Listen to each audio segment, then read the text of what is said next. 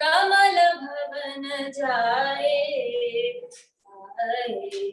कमल भवन जाए, कमल भवन जाए, कमल भवन जाए। Thank you.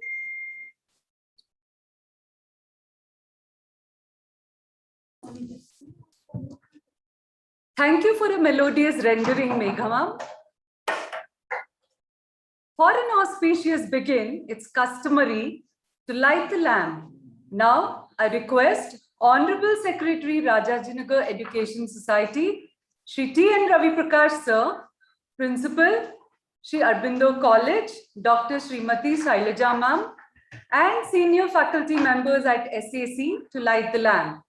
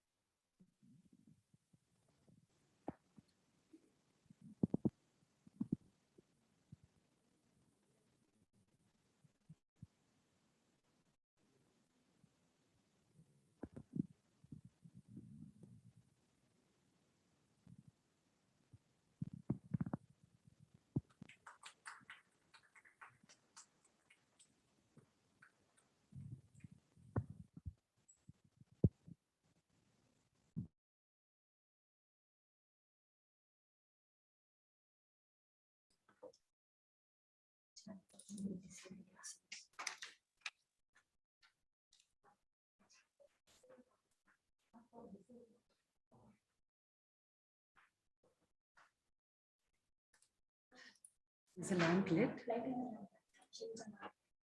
Is the lamp lit?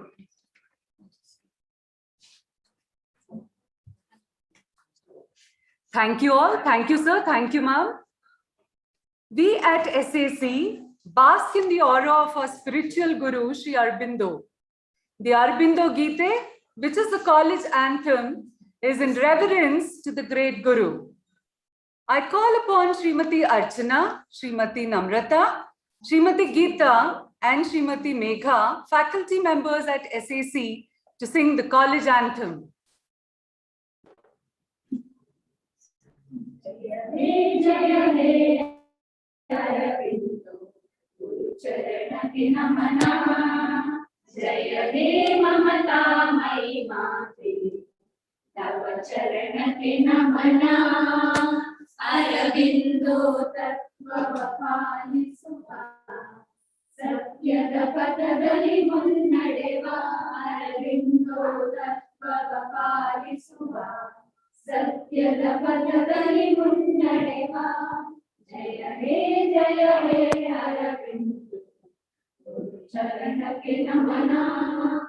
Jnanada Jyotiya Bedalisuva, ಆತ್ಮಸ್ಥೈರ್ಯವ ಮೂಡಿಸುವ, ಮಕ್ಕಳ ಶಕ್ತಿಯ ವರ್ಧಿಸುವ, ನಾಡಿನ ಹಿರಿಮೆಯ ಹೆಚ್ಚಿಸುವ. ಜಯ ಹೇ ಅರವಿಂದ, ಚರಣಕ್ಕೆ ನಮನ. ದೇಶದ ಸಂಸ್ಕೃತಿ ರಕ್ಷಿಸುವ, ಅಭಿಮಾನದ ಕೆಟ್ಟು ಪಸರಿಸುವ. ಎಲ್ಲರೂ ಒಂದೇ ಎನ್ನುತ್ತ ಬೆಳೆಯುವ ಉತ್ತಮ ಪ್ರಜೆಗಳ ರೂಪಿಸುವ. ಜಯ ಹೇ ಅರವಿಂದ, ಚರಣಕ್ಕೆ ನಮನ. ಮೌಲ್ಯಾಧಾರಿತ ಶಿಕ್ಷಣವ ನೀಡುವೆವೆಂದು ಪಣತೊಡುವ, ಗಾಂಧಿಯ ಕನಸಿನ ಭಾರತವ ಒಟ್ಟಿಗೆ ಸೇರಿ ಸೃಷ್ಟಿಸುವ. ಜಯ ಹೇ ಅರವಿಂದ, ಗುರು ಚರಣಕ್ಕೆ ನಮನ. ಜಯ ಹೇ ಮಮತಾ ಮಹಿಮಾತೆ, ತವ ಚರಣಕ್ಕೆ ನಮನ.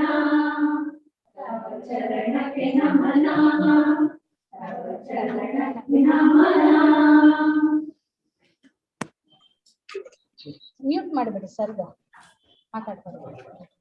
Thank you all. It was a pleasure to see all the lecturers participating in this college anthem.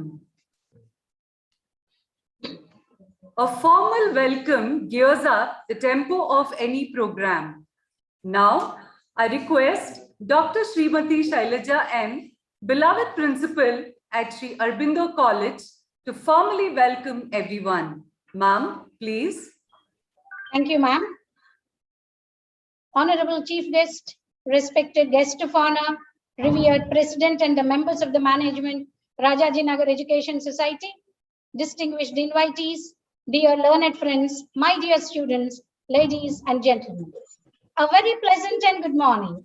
I extend a blithesome welcome to you all for the two-day national webinar on responsibilities of stakeholders in the changing scenario of education, organized by Sri Aurobindo College in association with Bangalore University Teachers Council of Commerce and Management. Thanks everyone for supporting us by registering for the program in large numbers on the digital platform, which is conducted in line with the social distancing norms of the COVID protocol. We are pleased that around 500 participants are participating on this platform, while 400 more are viewing on YouTube. To speak a few words about institution, Rajajinagar Education Society Sri Aurobindo College, established in the year 1996, is permanently affiliated to Bangalore University and accorded B+ by NAC.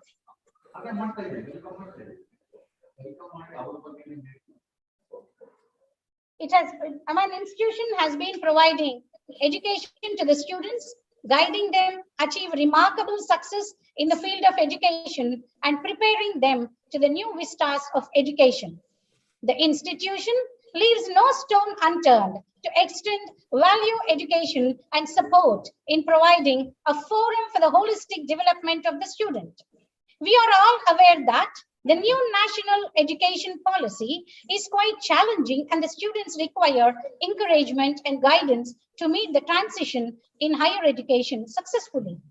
The institution, as a part of student support, established in this regard Institutions Innovation Council and Sri Aurobindo Innovation and Startup Policy. Under the auspices of Sri Aurobindo Innovation and Startup Policy and Institutions Innovation Council, this webinar is being organized to discuss and deliberate the challenges and opportunities that the stakeholders have before them in the national new education policy, which aims at the holistic development of the students and faculty members. Today, we are much delighted to have eminent guests and resource persons to enlighten the stakeholders with their views, findings, and guidelines in the matter. I'm greatly honored to acknowledge with utmost gratitude the presence of the most admired personality, the one who can make the journey of millions of people in the new education system smooth and amiable. Our respected and revered chief guest, Dr. C.N. Ashwath Narayan Sir, Honorable Deputy Chief Minister of Karnataka, the Minister, Higher Education, Information Technology and Biotechnology, Science and Skill Development, Entrepreneurship and Livelihood. Sir, it's an honor to thank you for the kind gesture of joining us online in spite of your busy schedule. On behalf of the management, faculty, and students of our institution, I deem it a privilege to extend most courteous welcome to Dr. C.N. Ashwath Narayan, Sir, the chief guest of the inaugural session of the two-day national webinar on responsibilities of stakeholders in the changed scenario of education. So welcome you, sir. I firmly believe that a man of caliber and commitment, a staunch believer of traditional Indian values who strives to implement technology and modern techniques to elevate the quality of the life of a common man in general and the youth in particular, is an apt and right person to deliver the inaugural speech and reach the students and teaching faculty across the country. We are indeed honored to host this session, sir, and looking forward listening to you, motivating the young generation to gain confidence and courage to discover the untried paths of knowledge and excel in their lives. Thank you, sir. I take this opportunity to extend most respectful welcome to our revered guest of honor, Dr. J. Madegowda, Professor and Dean Academics, Akshara Institute of Management, Shimoga, a renowned academician and an eminent educationist to the event. Sir, please permit me to mention our appreciation and thanks for the support extended and for having consented to give keynote address in the occasion. A hearty and amiable welcome to Sri T.N. Ravi Prakash, our honorary secretary, who consented to preside over the function. And we sincerely thank him for assuring us all along of immense support for the elevation of quality education as a key stakeholder of the institution. Honorable Chairman of the institution, Sri H.K. Rajpurohit. So welcome, sir. Welcome. Honorable Chairman of the institution, Sri Rajpurohit, and the members of the Rajajinagar Education Society have joined us today. I extend a warm and hearty welcome for today's event, placing on record our gratitude for all the support extended in organizing this event. I cordially welcome Dr. Nagaraj, President, Dr. Ashwath Narayana, Secretary, and Dr. Nagaraj, the Treasurer, and other members of BUTCOM, Bangalore University Teachers Council of Commerce and Management for the inaugural session. A warm welcome to all the principals and administrators across the country and all the heads of the different units of Sri Aurobindo institutions for the webinar. I'm happy to extend genial welcome to the special invitees, the governing council members of Sri Aurobindo Innovation and Startup Policy, resource persons, our knowledge partners, EDI, Entrepreneurship Development Institute, India, Gujarat, and the event partners, Pragyat, for the inaugural session. I'm overwhelmed with joy to see more than 500 participants registering, witnessing this event from different parts of the country. Wholehearted appreciation, my dear learned friends, to you all. A very warm welcome to the webinar. Special blissum, joyous, appreciative welcome to all my dear friend colleagues, alumni members, and student volunteers for the stupendous efforts put forth to make this day possible. Thank you everyone. I wish you all a very rewardable session, very rewardable days ahead. Thank you very much. Thanks a lot.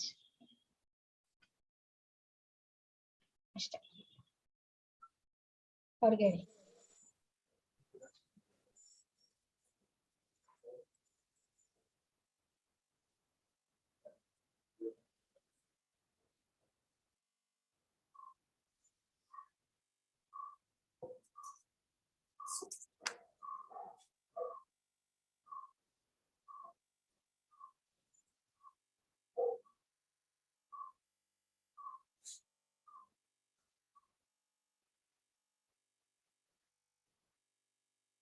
Shall we?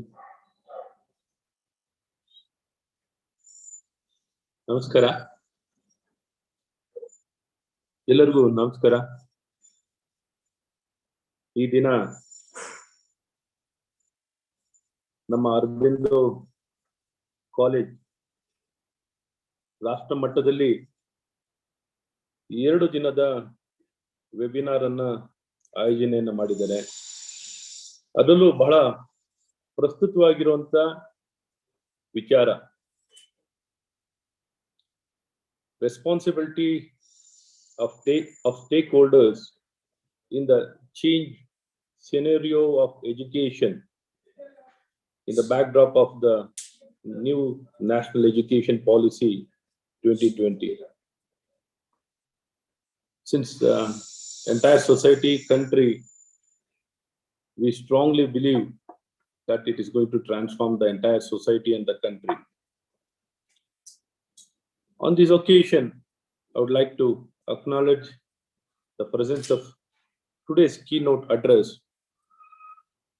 The keynote address will be given by Sri Dr. J. Madegowda, Professor and Dean, Akshara Institute of Management Studies, Shimoga.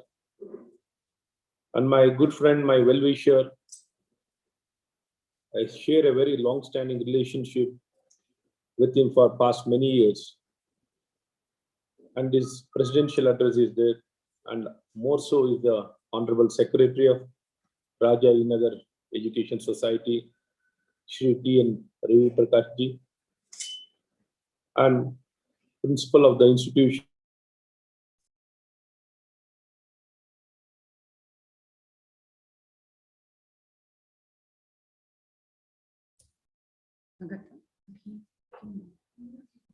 It's not audible. Okay. Unmute ಮಾಡಿದೆ ತಕ್ಷಣ ಯಾರು ಅಲ್ಲ. Okay. So I'll start from beginning. First of all, I would like to congratulate the management of Aurobindo College for organizing such a excellent and relevant seminar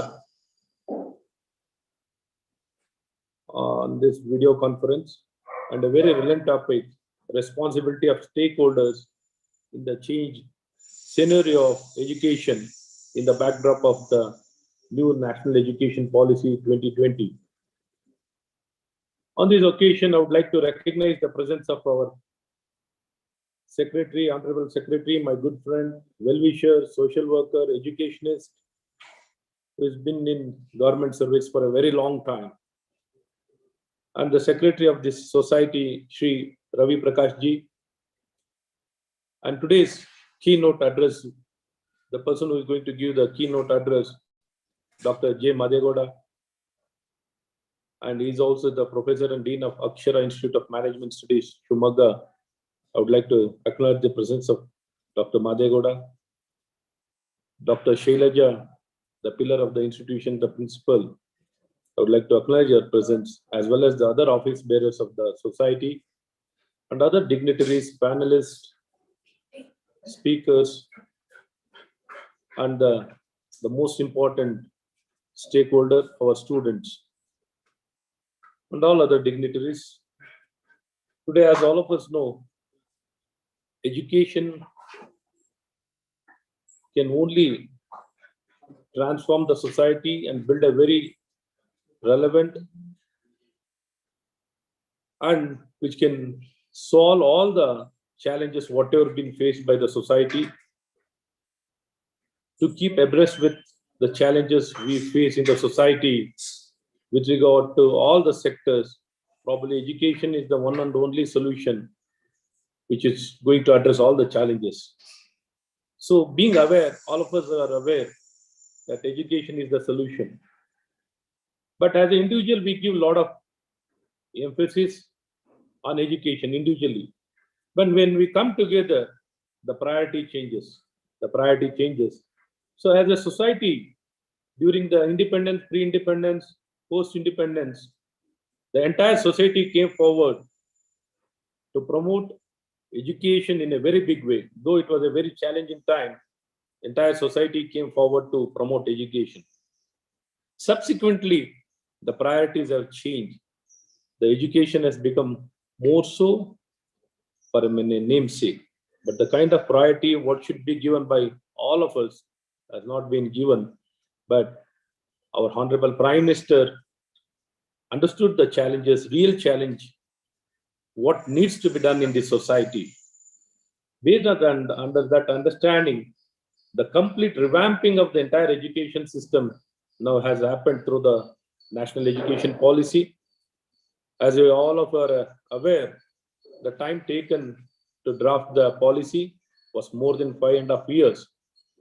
The kind of depth of homework, whatever the consultation, the inputs been collected, took a long time, involving the length and breadth of the across the country. All the involvement of all the stakeholders was done, and their inputs were collected. It took a very long time, and due processes happened, and whatever is relevant for today's society or for the country has been integrated, has been brought out in this policy after 34 years. This is the third national education policy which has been brought out. It has not been a cosmetic changes. It has been complete revamp, understanding the challenges from the ground level, what really needs to be done.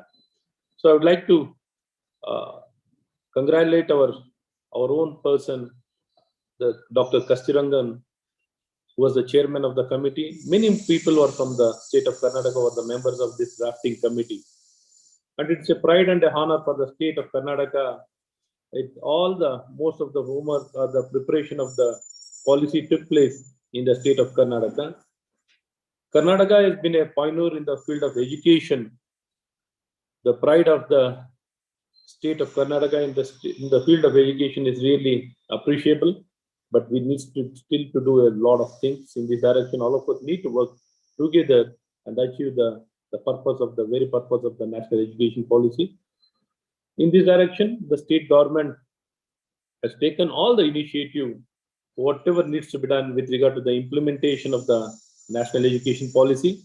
As soon as the government of India approved in the cabinet the national education policy, immediately we took up this matter in the state of Karnataka and it was approved based on the recommendation of the task force being constituted in the state of Karnataka. We have constituted a task force how to go about the implementation of the national education policy. Immediately, the recommendation given by the committee was taken up and approved in the state cabinet. So in this direction, we have in the backdrop of COVID-19, we had a lot of challenges. The time was taken away. Somehow we are not able to give the kind of quality time what we should have given. But anyhow, even then, we are trying to overcome all those challenges and ensure the implementation as we had planned. The implementation should start from 2021. In this direction, already the concerned universities have been involved to come out within a framework guidelines.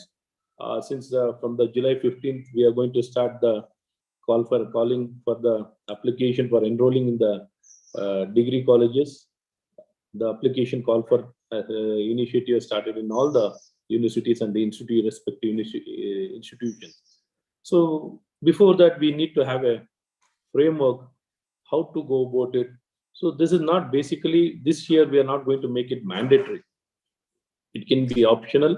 Whichever institution is prepared and geared up and who is looking forward for an opportunity to implement national education policy, we are looking forward at least to give the opportunity for those universities and institutions, whoever is interested. As all of you are aware, probably the features and the strength of this national education policy, how it is going to transform the entire system of education. The transformation is immense, and in this direction, it is going to change the entire society, how we are doing things at present, and the impact can be seen across in all the sectors. The national education policy impact can be felt in all the sectors. This is going to address all the challenges, whatever has been faced in the society. So the features of the national education policy, as all of you are aware, the most important thing is, earlier we were very rigid with regard to the system of education. Now we could see the complete flexibility in the learning, or with regard to the separation between the faculties will not be seen. The student, based on his interest and his talent and whatever required in that current time, the people can have the student can have their own choices based on the relevance of that current time. So in this direction, we had a lot of separation between the curricular, extracurricular, between the vocational and academic, between the various faculties. So all this will be very well addressed, and there'll be a lot of integration between all these aspects. There's nothing like extracurricular in the future, since we are looking for a rounded personality. That is the basic foundation where we need to ensure that the person is a complete person, is not complete without having all kind of talent. Just being only in academic doesn't help him anyway, and nor is relevant to the society, because the limitations, just limiting a student to academic activity will not help him. So the present challenges, what we are seeing, even though we have an educated society, whatever social problems, the challenges being faced by the society is not very well understood by the children or the student, because they just tend to keep only to the exams. Only keeping to the exam, you know very well, it just passing exams will not help him anyway unless he gets integrated and involved in the social activity or the challenges being faced by the society that will allow him to connect with the entire society, understand the challenges what we have been facing. So many things can be addressed through the right and proper education. So dear friends, that is all work in this direction. Aurobindo institution has taken all this interest to address, and it is having a lot of enthusiasm and interest for the implementation of the national education policy. Probably, I expect this institution to implement the national education policy from this year, which will going to transform your entire institution and the students for their better future.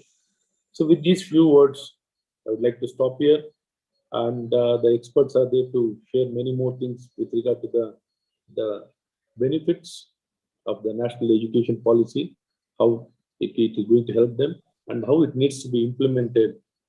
What are the opportunities? So in this way, probably we'll build a very good framework and a portal.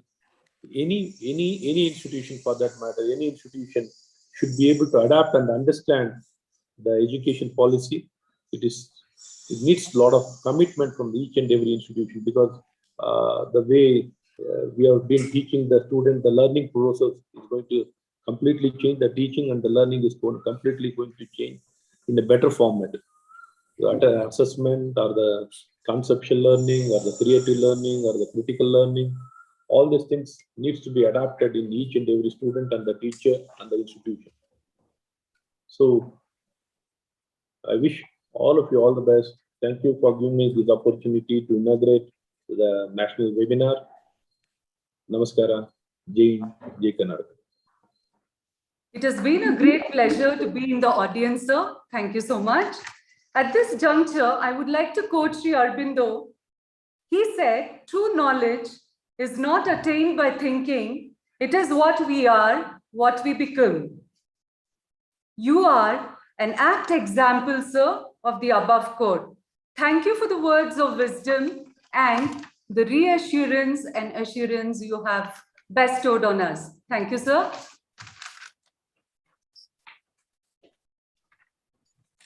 Now, I deem it an honor to request Honorable Secretary RES and Chairman SAISP, Shri T.N. Ravi Prakash, sir, for the presidential speech. Sir. Good morning to all. Today, we are very privileged to have an eminent personality, dynamic and young leader, Dr. Shri N. Ashwath Narayan, Honorable Deputy Chief Minister, Government of Karnataka, who is in charge of higher education, IT/BT, science and technology, skill development, entrepreneurship, and livelihood. All these portfolios are the one who will guide the youth and take them forward to build the country.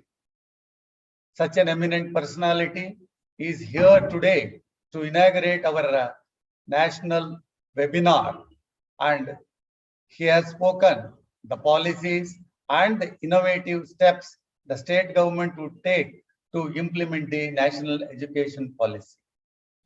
Sir, I am very happy that Rajajinagar Education Society, which has been established 52 years back, has started right from nursery to master degree, and today, under the auspices of our Sri Aurobindo College, we have started Sri Aurobindo Innovative and Startup Policy. As a first step, a governing council has been constituted with eminent personalities in all walks of life throughout India, and their able guidance and assistance, we would be taking forward our innovative cell and see that the students, most of whom are first generation graduates, would be taken forward and not only make them employable, but also would try to make them as employers by taking up new startup policy. This is a first step. We have got to travel a lot.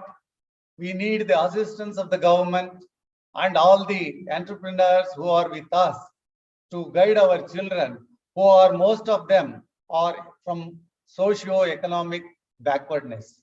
In spite of that, the parents are eager to put their children into good colleges so that their wards become something and somebody in society, and as citizens, they learn, they educate, and they advance the country. In this direction, the two-day seminar on new national education policy would be a right step to guide all stakeholders. I also congratulate Dr. J. Madegowda, who has been kind enough to be the guest of honor and who would be delivering the keynote address. It is indeed a great opportunity for all of us to learn from the two-day seminar and take some initiatives arising out of the discussions and help the students who are very, very interested in learning and taking forward the steps which we show them. I welcome you all once again. Thank you for all participating in this two-day seminar. I once again would like to thank our Honorable Deputy Chief Minister for taking out some time in spite of his busy schedule to be with us and guide us. He has been always with us, and I know he will be in future also with this. Under his able leadership, I am sure the state would take a giant step in the country's map towards implementation of the national educational policy and also bring success to the new policy. Thank you all. Thank you, sir. The very foundation of this institution is based on gratitude and the aura of Sri Aurobindo. To express gratitude, I call upon Srimati Savita, Lecturer, Department of Commerce, to propose a vote of thanks.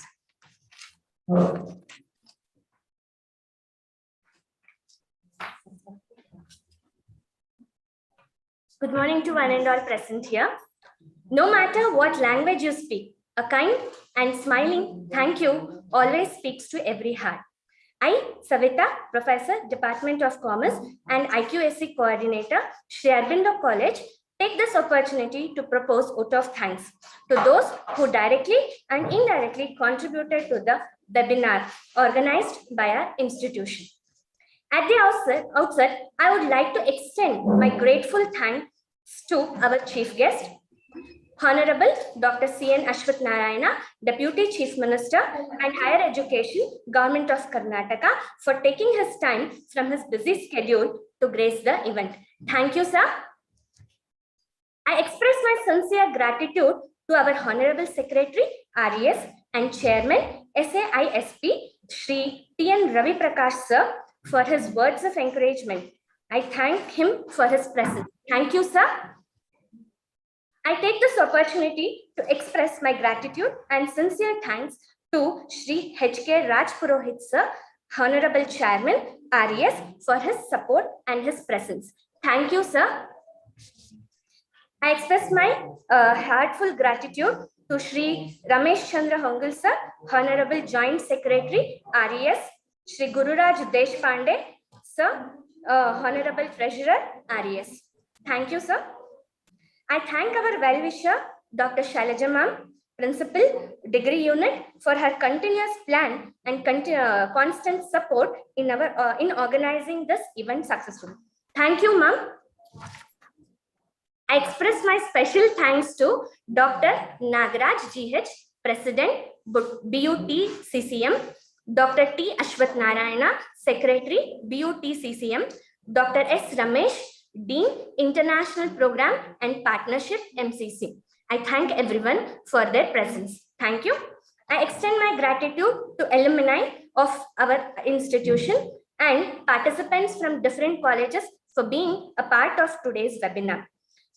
Very special thanks goes to teaching and non-teaching staff for their efforts and support. efforts and supports. I convey my gratitude to Srimati Vijay Lakshmi, HOD Department of English, for her excellent comparing. I once again thank everyone who have supported us in the success of this today's event. Thank you.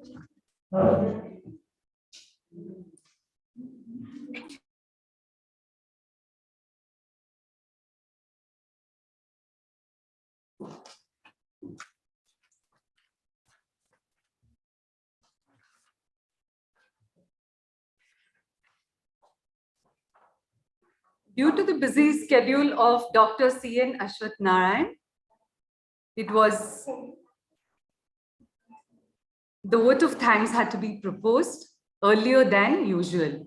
Now, I call upon Srimati Divya, lecturer from the Department of Computer Science, to introduce the respected guest of honor.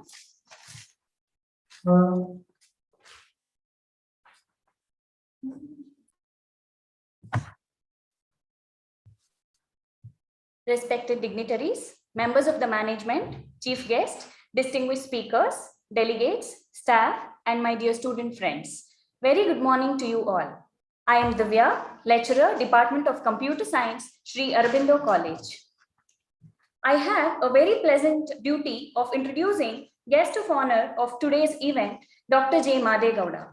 Sir is currently working as the Professor and Dean, Academics, Akshara Institute of Management Studies, Shivamogga.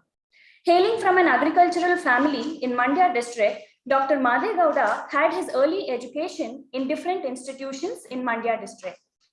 He took his MCom degree in 1980 from the University of Mysore with first class and first rank and received 2 gold medals. He started his teaching career as lecturer in 1980 with the Postgraduate Center, Davangere, University of Mysore. And when this PG Center became a part of newly established Kuvempu University, his services were transferred to Kuvempu University, wherein he worked as reader and professor till his superannuation in February 2018. So far, he has published more than 75 research papers in the journals of repute and 25 books. Further, he has presented a large number of research papers at different national and international level conferences, seminars, besides organizing more than 24 seminars, conferences, workshops, etc. He has also guided 25 candidates in their MPhil and PhD degrees. Sir has also served Kuvempu University as its finance officer and vice chancellor for a few months. He has also served as the member of different bodies of Kuvempu University, such as Academic Council, Senate, Syndicate, Finance Committee, etc. and as the chairman of Board of Studies, Board of Examiners, etc. He also worked as the Director, Planning, Monitoring and Evaluation Board, Coordinator of IQAC Cell, Chairman of Departments of Business Administration and Tourism Administration of Kuvempu University for a few years. We are pleased to have you here today, sir. Thank you, sir, for accepting our invitation.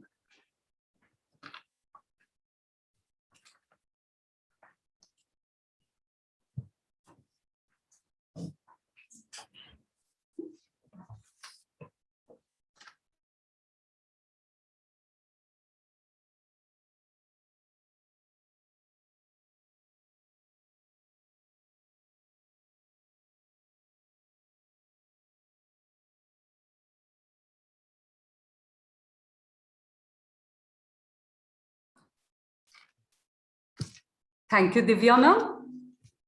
Now I request respected guest of honor, Dr. J. Madegowda, sir, to kindly say a few words for the keynote address.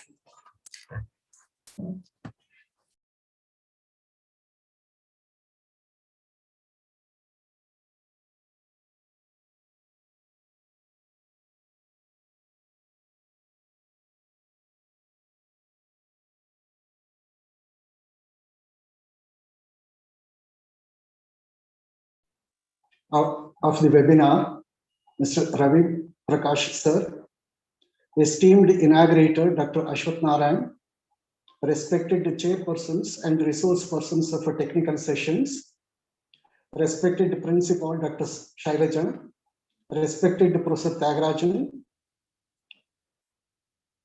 respected delegates, student friends, and ladies and gentlemen.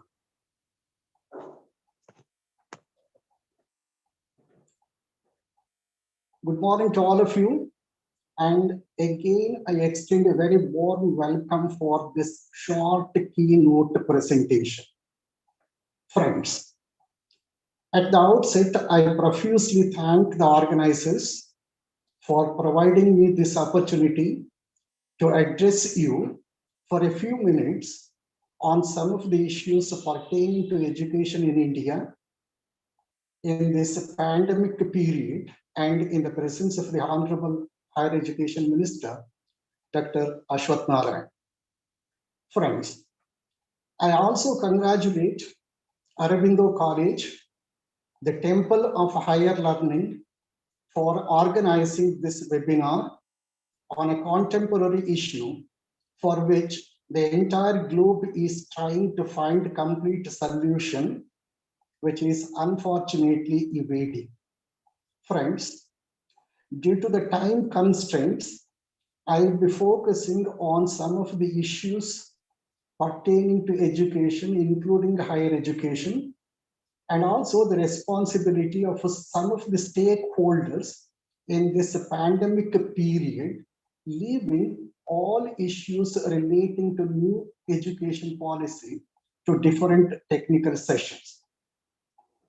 Friends, let me use this platform to draw your kind attention to some of the issues haunting the educational sector in the country, including Karnataka, and including a few issues in the light of COVID pandemic period. Friends, after independence, the country has achieved many things, and these achievements are commendable if one considers the constraints within which the country is functioning. This is true even in the case of education, including higher education. For example, at the time of independence, the country had only 20 universities. Now, in Karnataka itself, there are 66 universities comprising state universities, deemed to be universities, central universities, and private universities. And there are 988 universities in the country, accounting for an increase by more than 48 times.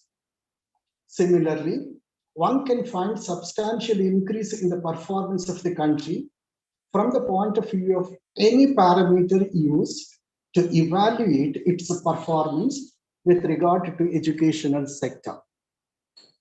Ladies and gentlemen, however, these achievements are not satisfactory if one considers the requirements of the country in terms of demand for the educational services. For instance, even with all these achievements, the country is able to provide higher education to only about 28% of the candidates in the age group of 18 to 23 years. That means about 72% of the candidates in the eligible age group are deprived of higher education. Within this 28%, one can find wider regional imbalances. For instance, gross enrollment ratio for higher education is about 37% in urban area as against only 13% in rural area. Ladies and gentlemen, let me now draw your attention to two hard truths. One is about the quality of education, and the second issue pertains to infrastructural facilities of educational institutions, more particularly the human resource. As far as the quality of education is concerned, let me draw your attention to two findings in the annual status of education report published a few years ago, which were reproduced in the Economic Survey of the Government of India. It was found that the percentage of students in the 5th standard who can read a textbook of a second standard has declined from 56.7% to 42.2% in government schools, and in private schools, it declined from 69% to 62.5%. Similarly, the percentage of students in the 5th semester who can do a simple division declined from 41% to 20.7% in government schools, and in private schools, it declined from 49.4% to 39.3%. Of course, the situation in higher education is not entirely different. Delivery of quality education is an important issue pertaining to all educational institutions at all levels. And this issue should be addressed by all stakeholders with all seriousness. Friends, the second hard truth is about the acute shortage of teachers besides other infrastructural facilities. For example, although the number of universities increased by 48 times, the number of colleges by more than 60 times, and the number of college-going students by about 80 times during the post-independence period, the number of teachers in educational institutions, higher educational institutions, including universities, increased only by 35 times. Let me provide another dimension to this problem. If a university needs 432 faculty members, the sanctioned faculty strength will be only 287. The gap, that is the shortage, is 145. Again, out of 287 sanctioned posts, only 220 posts are filled and the remaining 67 are left vacant. The percentage of filled vacancies to the required hands works out to just about 50%. This is the problem with most of the colleges and universities in the country, and more particularly in Karnataka. We have colleges, we have universities without adequate number of qualified teachers. Now, in this situation, how can we expect these institutions to do justice to the student community in terms of a delivery of a quality education? This is the second important issue to be addressed by all of us. Friends, now the entire globe is in the grip of a new member of a family of diseases, namely coronavirus, which is dismantling and destroying everything, taking the invaluable human lives of about 4 lakh persons and causing multifarious economic loss. All of us are silently and helplessly witnessing the countless damages and the losses caused by the unexpected and uninvited guest, namely coronavirus, to different sections of the country and to different sectors of the economy. And there is a complete uncertainty. And what is certain is uncertainty about the complete cure, recovery of economy, regaining public confidence, etc. This virus has also forced to change the style and mode of delivering educational services in the country from one-to-one interaction to distance learning, online classes, virtual mode, etc.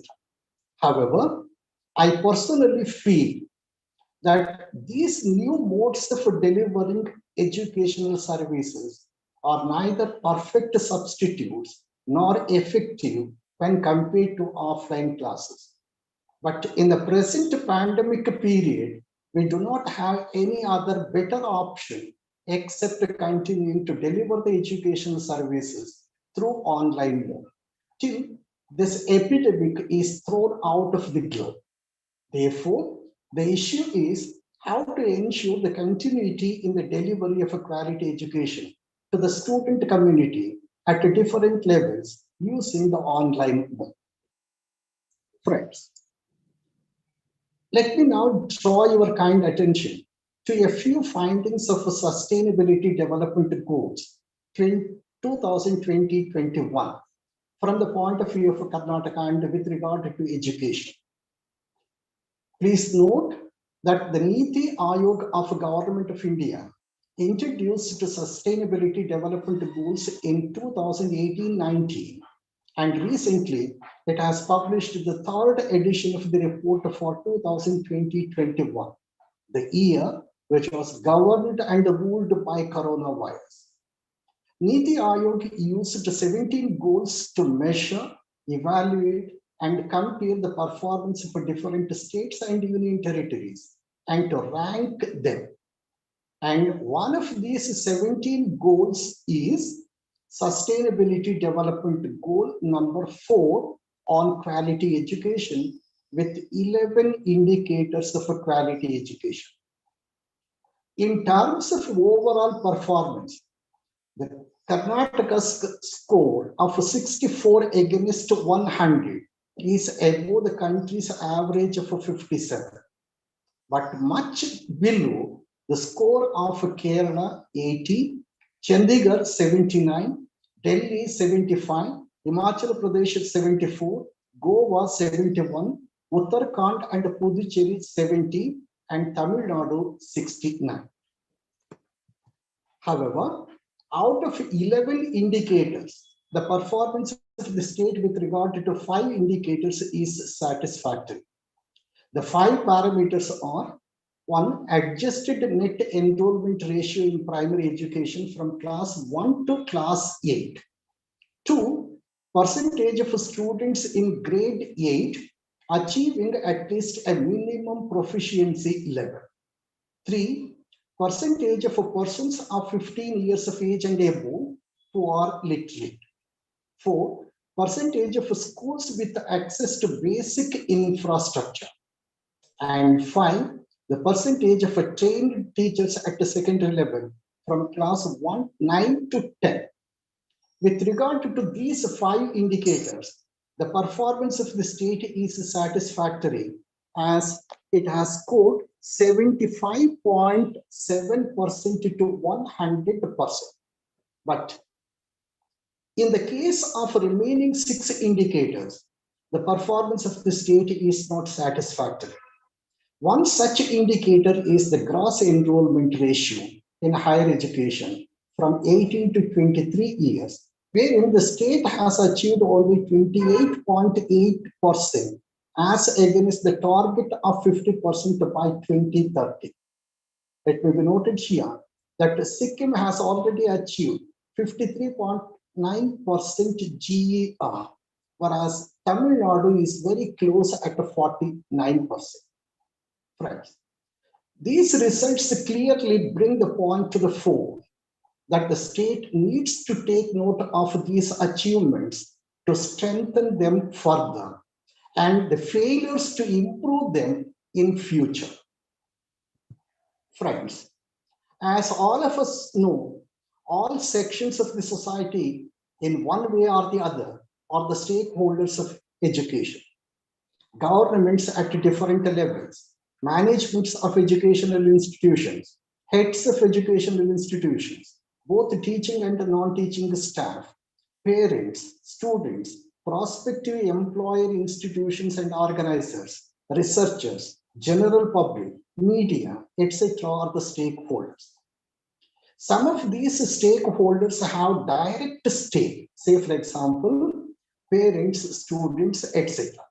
And others have indirect stake, like researchers, media, etc. And the governments have been issuing guidelines from time to time, which are prescriptive in nature. And if all stakeholders follow these guidelines in letter and spirit, I'm confident that the ill effects of a coronavirus can be contained and minimized. However, let me draw your attention to the roles and responsibilities of a few major stakeholder groups, such as government, management, teaching fraternity, parents, in this pandemic period. Friends, governments at all levels are doing their best to mitigate the hardships of the people who are suffering a lot on at least two counts. One, on declining income, and two, increasing cost of living. This is true even in the case of parents of students. And the governments have to devise the ways to ease the burden of parents. For example, the state government can ask the universities to waive off about 50% of the fees payable by the students to the universities through their affiliated colleges, and directing the colleges to pass on this benefit to the students by reducing the annual fees payable by the students. To help the private colleges, the government may direct the universities to renew the affiliation of colleges for 2022-23 academic year without collecting an affiliation fee from colleges and without sending the local inspection committees to the colleges unless there is a major problem with a college. At the same time, the government has to ensure that the interest of employees of colleges is protected in terms of salaries and other benefits. Now, this is because of lockdown problem. And as already stated, by the government, it should start the vaccination for students at the colleges, and directing the principals to arrange for vaccination, including batch-wise time schedule to avoid students gathering unnecessarily in large numbers. And this should be completed at least 3 to 4 days prior to the commencement of offline classes. Friends, on the lines of the above, the state government has to decide the scheme keeping in mind the interest of students, teaching and non-teaching staff, and the institutions in mind. And on the part of the educational institutions, including teachers, during these days of a pandemic situation, have to play an additional role of parents besides discharging their duties as teachers, because the students spend second longest time with their teachers. And the teachers have to guide the students about the need to follow the guidelines issued by the government. Further, keeping in mind the capacity and the number of lecture halls in each of the institutions, and also the need for maintaining social distance, the classes may be conducted in shifts. One shift for 1 or 2 semesters in the morning, and the second shift for the remaining semesters in the afternoon. Of course, the teachers have to take the additional workload for a short period till this lockdown is lifted. On the part of the parents, now the parents, besides playing the role of parents, have to play the role of even the teachers by monitoring their studies.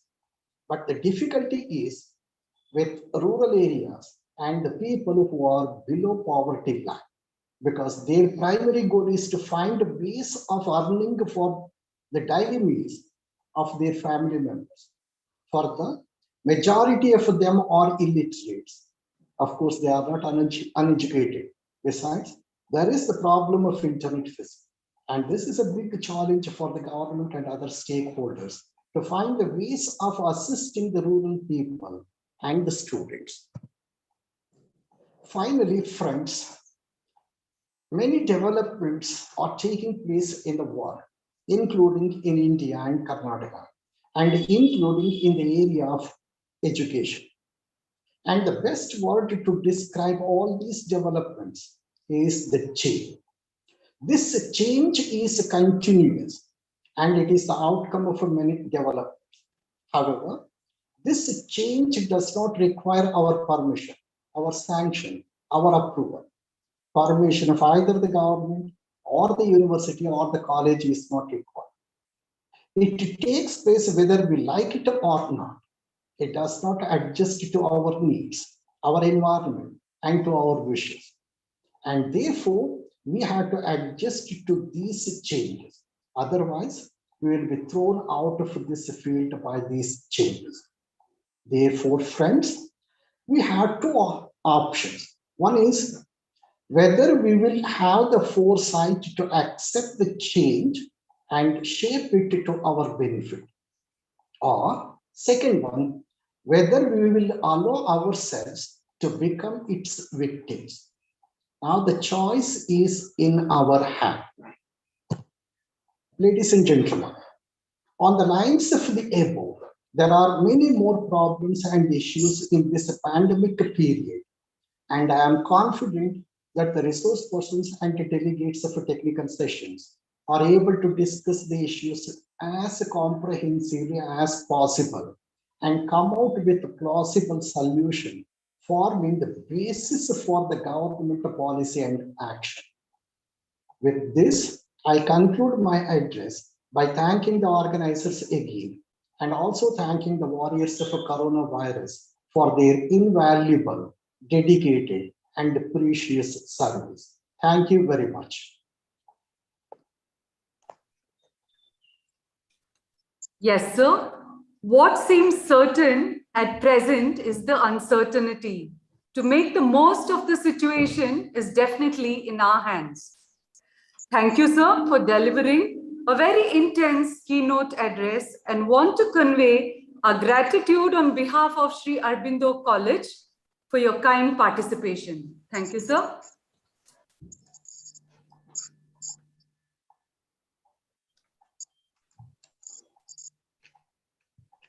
We have with us today Dr. Nagraj GH, serving as President of Bangalore University Teachers Council for Commerce and Management.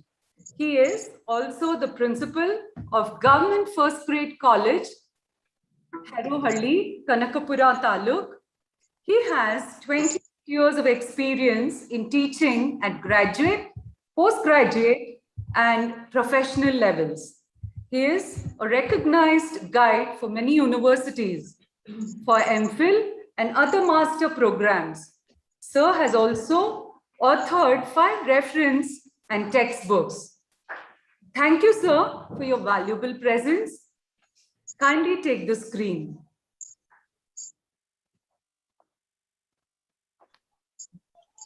Hello.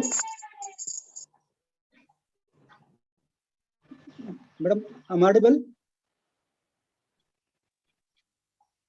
Hello.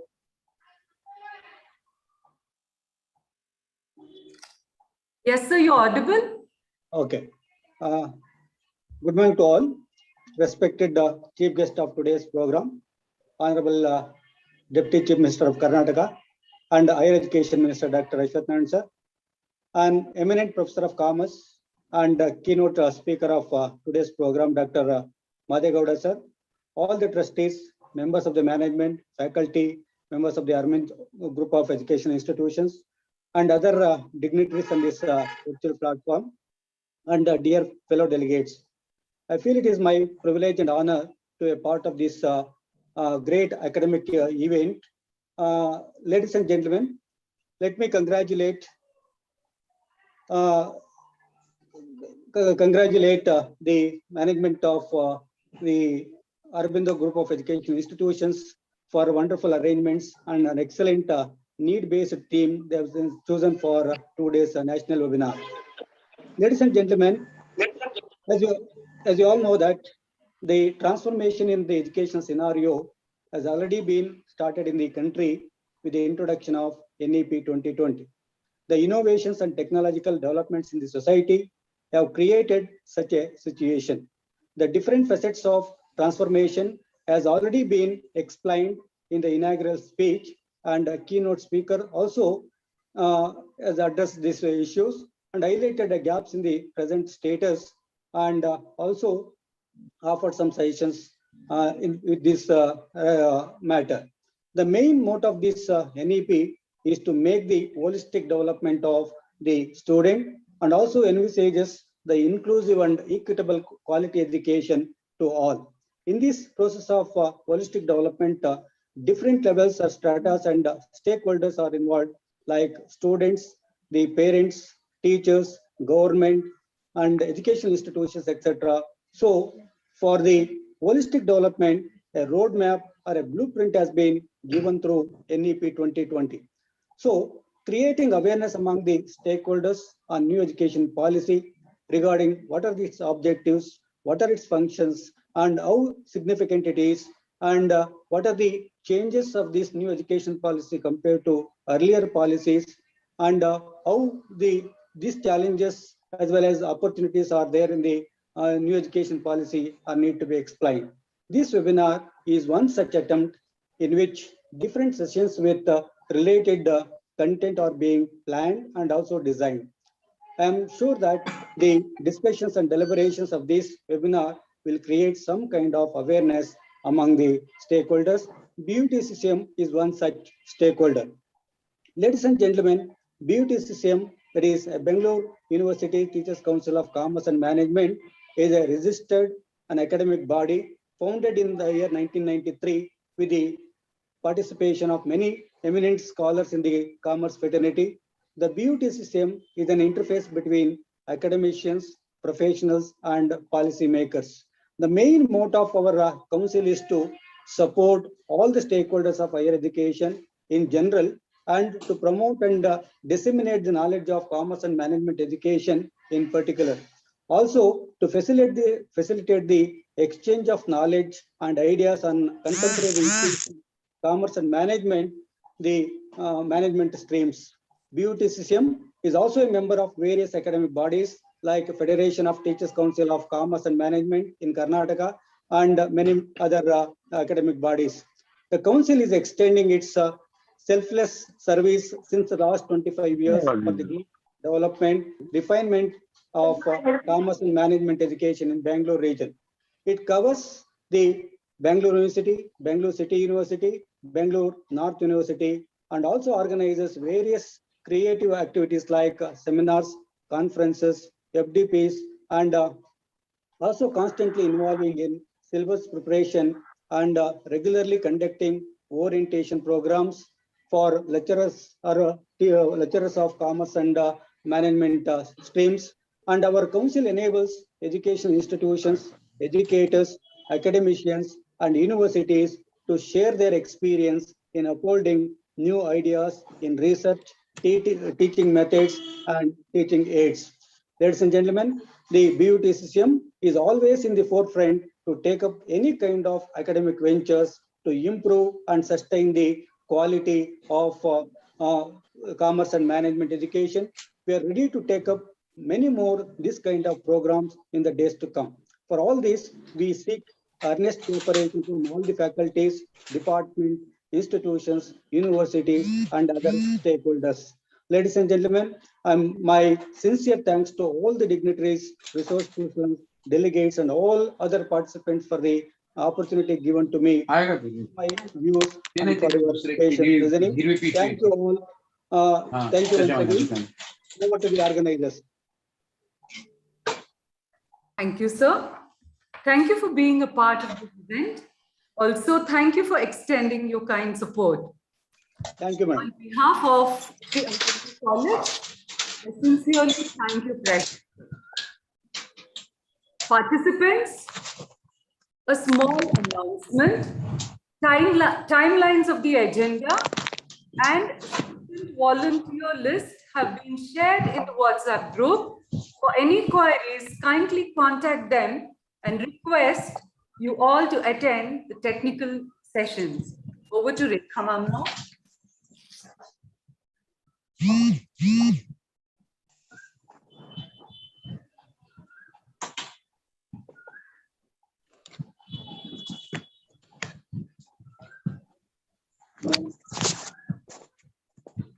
Namaskar. A very happy morning to one and all. I bid a very warm welcome to all the renowned speakers and delegates who took out their valuable time and joined us today to be a part of this webinar. We are honored to have you all with us. On this note, let me welcome the resource person, Dr. Dharmadhikari, an eminent educationist and moderator, Dr. Sandeep Nayak, for the technical session 1. I profoundly delighted to take an opportunity to introduce today's moderator, an economist by qualification and teacher by choice. He has published many papers in national and international journals. He is a corporate trainer of high repute. Dr. Nayak has a PhD in waste management, Sir has 25 years of teaching experience and 14 years in research.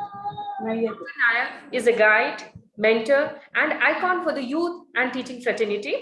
He has inspired various sections of the society to be an ideal citizen. Sir is a consultant, counselor, trainer, and a teacher par excellence. Now, I request Sandeep sir to introduce our resource person for today's technical session 1. Over to you, Sandeep sir. Good morning to all. Madam Professor Rekha, thank you so much. You have been very generous with that introduction. I'm privileged to be a part of this conclave and happy to introduce Dr. N.S. Dharmadhikari, the resource person for the first technical session, to speak on quality on higher education under National Education Policy. Dr. N.S. Dharmadhikari is a mathematician and academician with close to 5 decades of experience as a principal, director, academic consultant, educationist, has been delivering guidance talks on quality enhancement related to NAC in India through webinars and other means. Sir has been appointed as a quality advisor by Times of India for their campus in Bangalore for quality enhancement in education. Sir has also been appointed as a quality auditor by Kendriya Ayush Mantralaya, New Delhi. Sir has received multiple awards, which includes one for extraordinary contribution in higher education from Bharatiya Shikshan Mandal, Mumbai. Has been invited for international conferences, even in Atlanta, USA, as a resource person. Sir has been treated as a guest of honor along with many luminaries, including governors of UP. Sir has been a member of the Senate and Academic Council of Universities in Maharashtra. As an educationist and a mathematician, has delivered talks on ancient Indian mathematics on All India Radio and television. Sir has been a guide for MPhil and PhD students and published research papers in mathematics on ancient and modern mathematics. Sir has also published articles in educational newspapers, magazines. Sir has also been a resource person to deliver keynote addresses in state, national, and international conferences, and also been an invited guest for International Vedic Mathematics Conference. So it's a privilege to have you, sir. I request you to kindly enlighten us on the topic of the day, quality in higher education under National Education Policy. Over to you, sir. Thank you.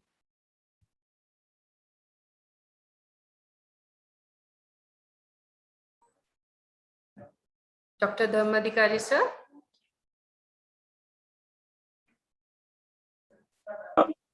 Can you listen me now? Can you listen me? Yes, sir. Yes, sir. Yeah. So, good morning to all participants in this national webinar. I must congratulate Principal Madam of this college. With the permission of management, she has organized very timely webinar for all stakeholders and educationists and all teachers also in educational field. I may say that I am going to give highlights on this quality announcement regarding NEP and also NAC. Remember, sir has told about me in my biodata. Forget about that. I am at the age of 72 years. I can be elder brother from anybody's house. So you can say that whatever I am telling you in this guidance talk, in this webinar, you have to implement that on your level for this national education policy and for NAC purpose also. Remember, education in every nation is a foundation system. My focus I'm giving here for quality enhancement in education related to NEP, and this NEP means National Education Policy, and NAC. You will find that these two are correlated as far as quality enhancement is concerned. There are opinions in the country that last 2019-20, that academic year is to be deleted from our brain memory because of pandemic situation, corona situation. But I may say that it should be remembered forever for this national education policy, which has come on 29th July 2019. Actually, I read a book of Noval Harari, a thinker. He has written a good book, 21 Lessons for 21st Century. And in his book, he has written that clarity and quality, they will be the powers of 21st century. And same we have to follow. Remember, I'm saying all these things for everybody must have a quality card. And that quality card, it must have a password. like debit card and credit card. Everybody should think of such quality cards in modern this 21st century. After independence, so many educational commissions were there, like Radhakrishnan Commission, Muralidhar Commission, Ram Murthy Commission, Kothari Commission. Then education policy, it has come in 1986, which was revised in 1992 for action programs. And in all these commissions, there was no mission according to our India, ancient India and modern India. There was no mission. They were only commissions. But this national education policy, which is going to be started in next 2022, it has all these facts in their document. You will find that this process of NEP started in January 2015, some 5 to 6 years back. Thoughtful steps have been taken to invite suggestions, feedback on various platforms throughout the nation by giving 33 main points to all. And so many brainstorming sessions, they have been conducted on rural level and in urban India also, with involvement of heterogeneous sections of society, business sector, stakeholders. Noteworthy among them is 1.25 lakhs Gram Panchayat. They have also organized some brainstorming sessions for suggestions and corrections in that way. Thereafter, a TSR Subramaniam committee having 5 experts prepared a draft, a base paper of 243 pages. On this document, also nearly 2 lakh suggestions received from the country persons, citizens. And next, under the chairmanship of your Karnataka fellow, a good scholar, K. Kasturi Rangan from ISRO, final policy document by taking several meetings in NAC office Bangalore. He has prepared that and submitted to the government. It has 66 pages in English and 107 pages in Hindi. You will find that success of NPP, this NEP, success of NEP with Bharat Gyan, inside it is Bharat Gyan. So that is very important.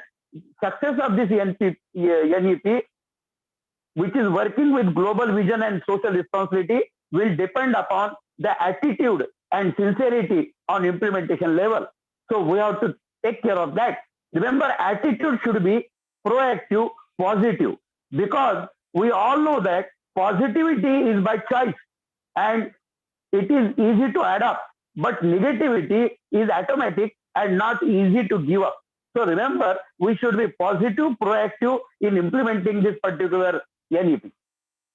Education of future generations depends upon what is innovatively, creatively done in all institutions of this particular India.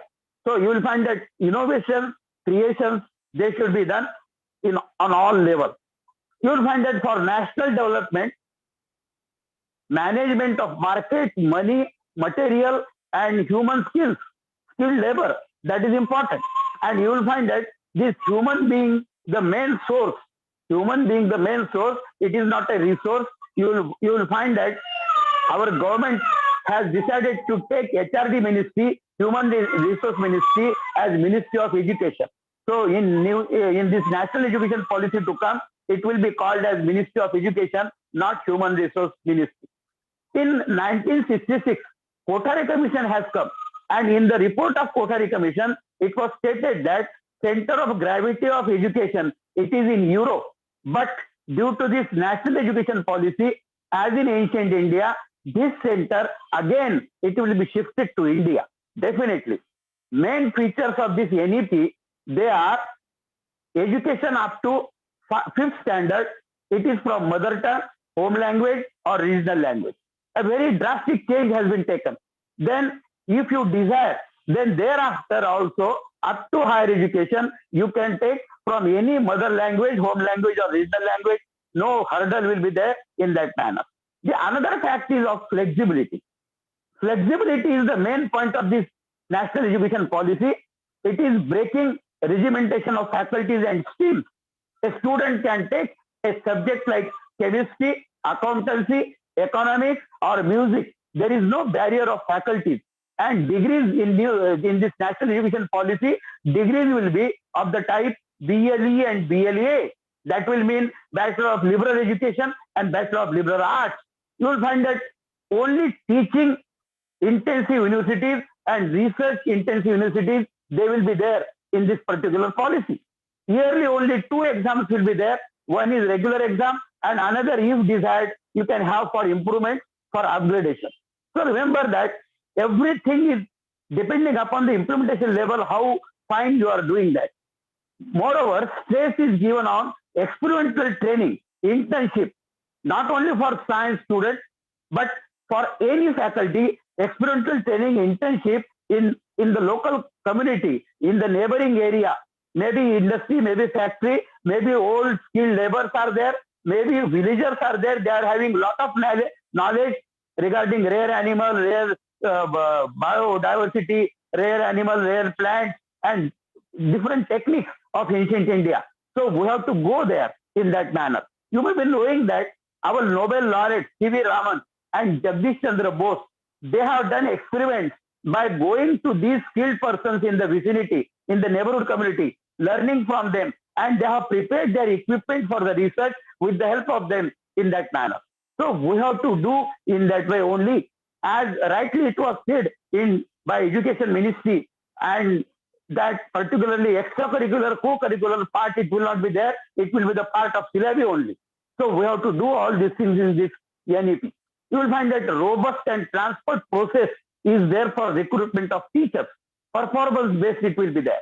You will find that I may say that this NEP is actually working for POP. Actually, POP is needed in building. I say POP is standing for perform or perish. So this new education policy, national education policy that is going to come, it has this particular fact very well, perform or perish. So you will find that all these things you have to keep in mind. Multiple entry and multiple exit system is also given. You can have education for 1 year, you will get certificate. If you have 2 years education, you will have some diploma. For 3 years, you will get some degree. And for 4th year, you will get honors type degree. Thereafter, if somebody continues for PG, higher education, then for that also research, MSc by research for 1 year, that provision is also made. So remember all these things into mind and implement that very well. I am giving stress all the time for implementation because success will depend upon that. You will find that there will be an apex body for research also.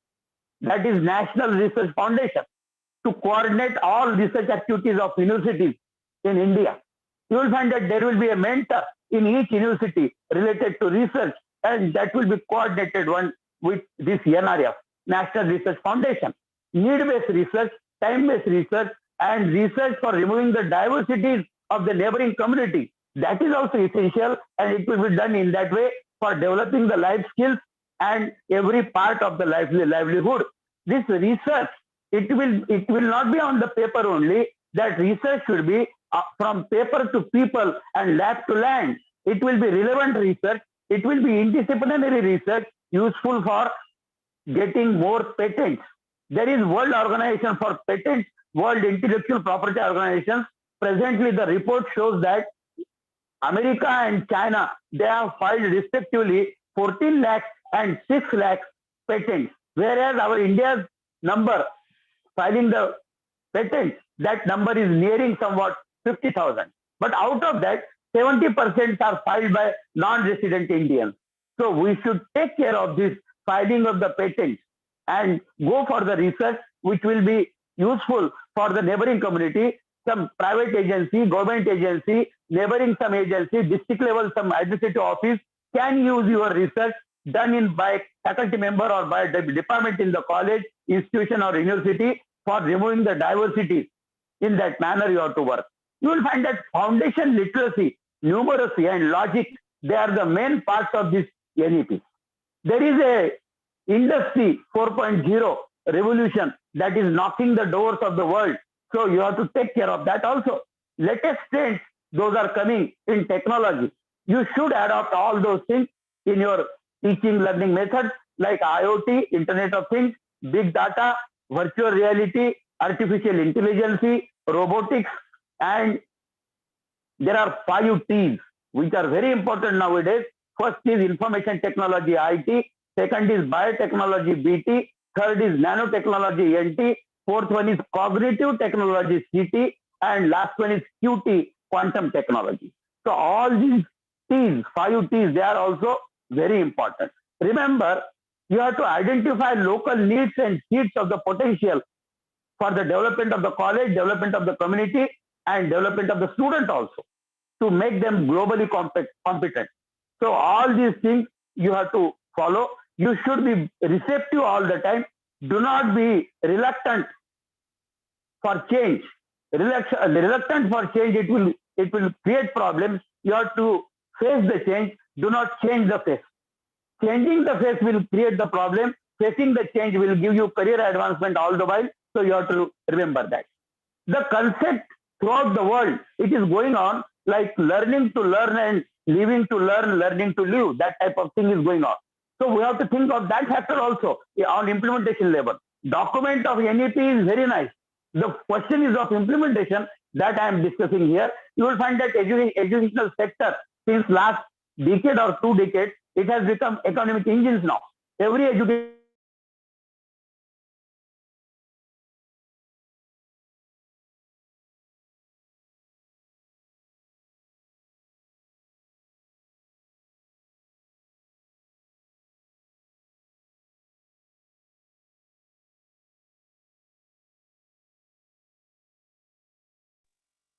Hello, can you listen me? Can you listen? Yeah.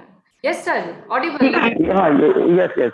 So I'm telling you that you have to identify not only teaching in the institution, in the colleges, classrooms there, but you have to identify local needs and seeds of the potential, and you have to change yourself.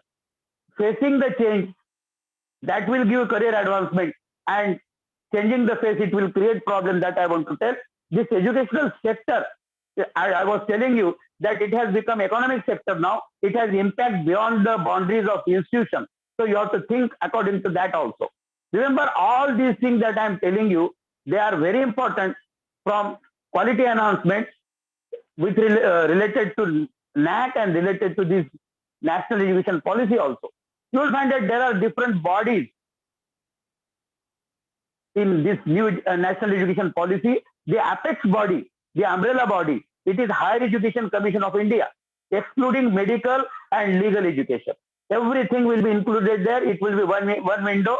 Then thereafter, there will be GEC, General Education Council, for standard setting and all those things in technical and other streams of the education.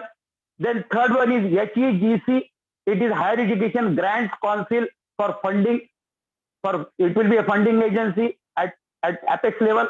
Then there is one PARAK, that is National Assessment Center. And in that PARAK, you will find performance will be tested, assessment, review, analysis, knowledge, and holistic development. So all these are combined in that PARAK, National Assessment Center. There is one NTA also, National Common Entrance Exam for admissions to higher education institutes. So that NTA will be there. There will be Academic Bank of Credit also. Then there is NHERC, that committee, National Higher Education Regulatory Committee, that will form the rules and regulations. They will be light and tight also. So remember, this will give rules and regulations for the different streams of teaching learning. Then there is one National Educational Technology Forum, like NETF. That NETF, National Educational Technology Forum, that will give you technological part and teaching learning methods according to that.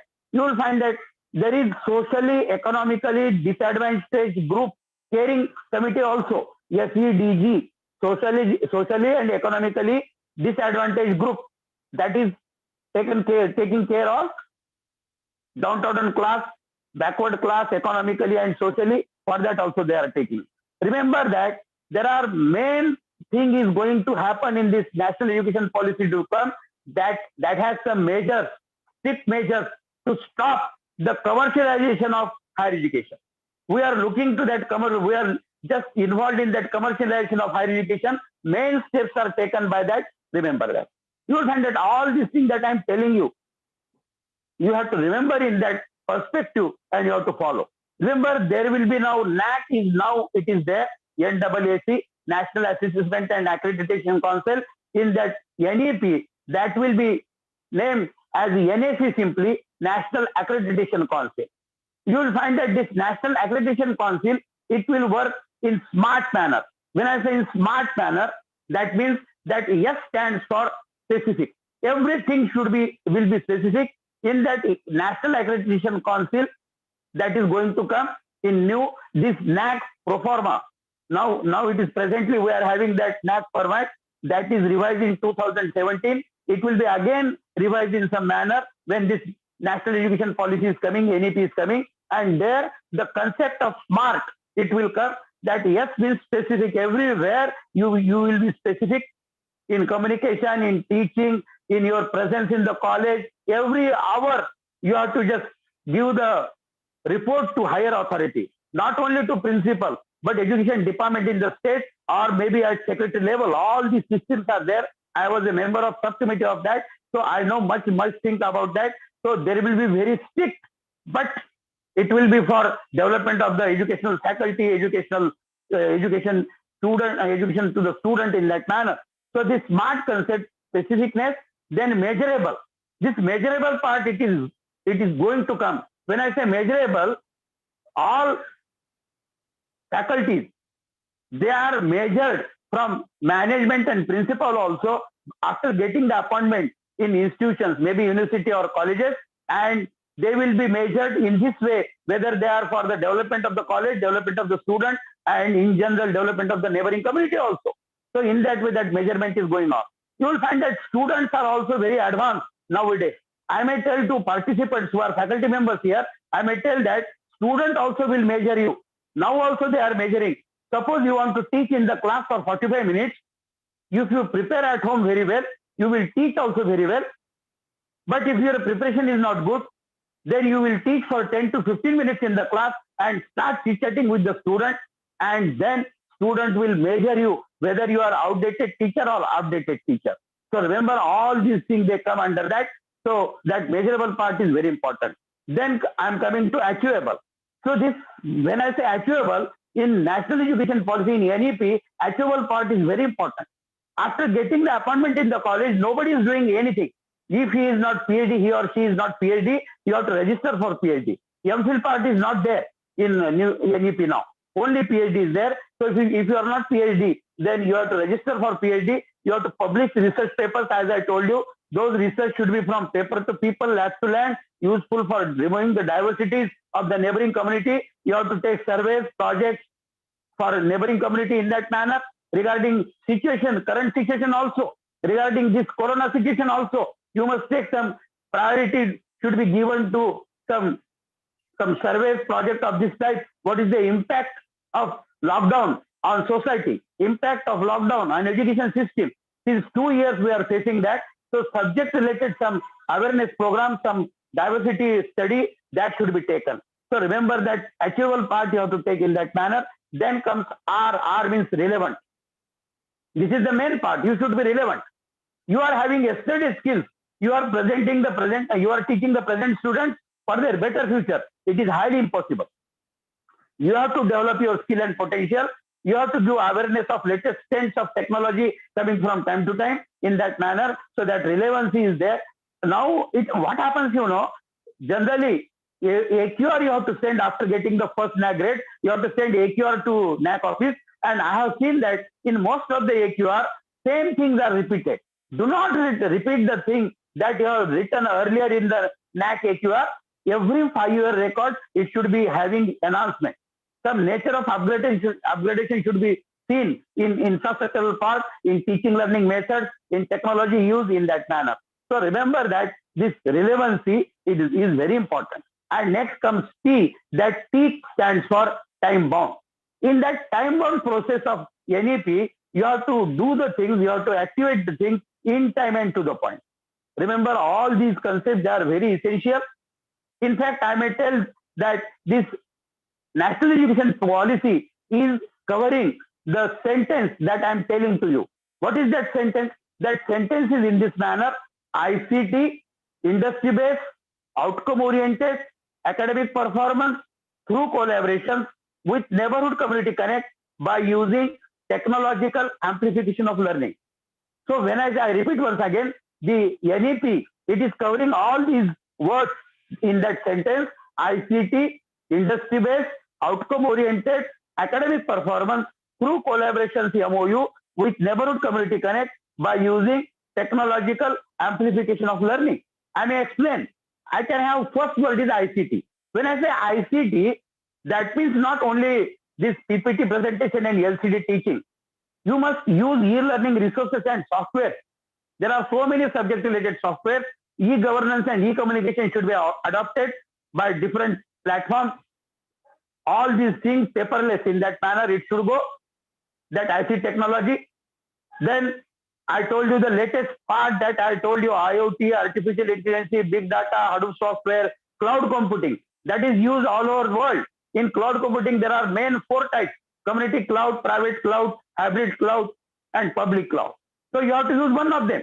There are main 4 types of software in cloud computing, like IaaS, infrastructure as a source, PaaS, platform as a source, SaaS, software as a source, and HAAS, hardware as a source. So these latest technologies you have to use. One more thing I may tell you, that you are knowing this Wi-Fi. Similarly, one Wi-Fi is also there. Some of you may be knowing light fidelity. So 2 laptops, 2 computers are there. A light is thrown on one laptop. Information goes to second laptop like Wi-Fi. So some of you may be using Wi-Fi. So that should be projected by principal for NAC presentation or elsewhere also for upgradation and quality enhancement. Similarly, you are having computers in LAN. Like that, computers in LAN, you can have computers in MAN also, Metropolitan Area Network, WAN, Wide Area Network, VPN, Virtual Private Network. So all these things you must keep in mind, and you have to work accordingly with global competency. That is the main thing. Then a concept of e-green computing has come. I have studied all of them. This concept of e-green computing, it is for e-waste material to reuse, to recycle, and to reduce that particular e-waste material. It is useful for global warming. It is useful for climate change and so many nature problems. In fact, we are disturbing the nature. So that's why this corona situation, this dengue, swine flu, or any delta, alpha, these viruses, they are coming because we are disturbing the nature. In fact, we have to nurture the nature for our future. That should be the foremost target of our education, nurturing the nature for our future. In ancient India, Rishi-munis, they were doing all these things according to the nature. They were not disturbing the nature. So their lives there, 150 years, 100 years, they were there, and no diseases, nothing of that type.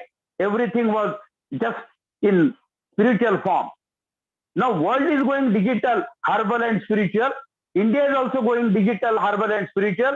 So we have to work in education system also in digital manner, herbal manner, and spiritual manner, not only for teaching, but for surrounding situation and development of the community also. So all these things you keep in mind, and just try to see e-green computing part of. So this new techniques you have to adopt. There is one more cognitive science. That cognitive science branch developed in recent time. It has 5 subjects combination. It has philosophical ideas, psychological ideas, then artificial intelligence, neuroscience, and anthropology related to history. So these 5 topics, 5 subjects combinedly, that is called cognitive science, and that total, in that way it is going on in this science. So you must take some courses, some awareness in that manner. So all these things that I am telling you, so you have to use that. Remember, when I say all these things, then you must have 3 senses with you. Very important. First one is sense of reasoning. Second one is sense of proportion. And third one is sense of priority. When I say sense of reasoning, do not go for a wrong reason, irrelevant thing in that manner. Specificness you should be there. You should not tell any time various, different, some activities in that manner. You know it is 40, it is 100, be specific everywhere. Then as far as this particularly sense of reasoning is concerned, yes,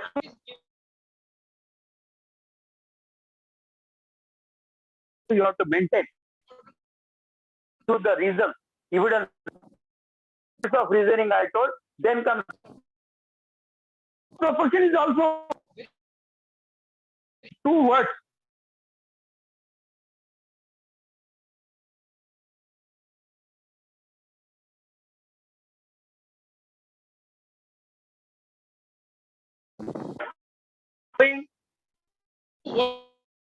Wisdom. Knowledge, wisdom, they have different. Knowledge is required. What to, it is required for what not to write and what not to speak. And one more thing I shall explain, that skill and potential is required. Latest skill and potential is required for how much to write and how much to speak. So all these things, they are necessary for quality enhancement in educational institutions, and that you have to follow. Then comes sense of priority. Remember that when I say sense of priority, that should be given to national development, national values, Bharat Gyan. In ancient India, there is a lot of Gyan. You will find that America and England have taken our Gyan, Bharat Gyan, from Sanskrit language, from Rigvedas, Yajurvedas, Atharvavedas, Samveda, and different epics. From that, they have taken the knowledge, and you may be knowing that in England, there is Vedic Research Institute. And in that Vedic Research Institute, computer and Sanskrit language, they are studied for studying all these things of ancient India. In America also, in one place, there is Vedic Nagari. They are developing with the help of that. We are forgetting our education and we are going for that. So this national education policy is coming to that part which we have in large, what do we say, potential. So all these things you keep in mind. Then Bharat Gyan, global competency, inclusiveness, situatedness you have to study, industry collaborations, industry related activities, you must think. When I say national developmental part, every institution, maybe university or college, they should think of national developmental part in this sense. Whatever activities are going in the nation from time to time, Mangalyaan Chandrayaan was there, GST was there, Article 370 removal was there, any Beti Bachao program was there, any damn program that is going to happen in India, you should give awareness programs for community and for students also, and in the form of some courses, add-on courses, skill-oriented courses, job-oriented courses, value-added courses, skill potential required in neighboring industry, in big industry, and for having foreign appointments also, you must develop all those things in that particular part. So this national developmental part, you have to think in that way. Then comes priority basis, you must have global competence. Everybody says, think globally and act locally. But our walking is in one direction and talking is in another direction. In fact, you should see that your student should get an appointment in some foreign country, World Bank, NASA, wherever it may be. You should give some online courses, some need-based courses, current event courses, so that they will get better appointments in better companies in our national and international level.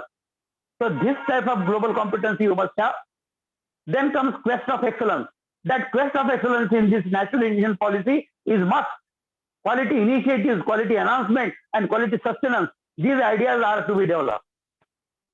You will find that with the help of all these quality individual, quality institution, and quality India, definitely it will come. Definitely it will come. So you must think in this direction.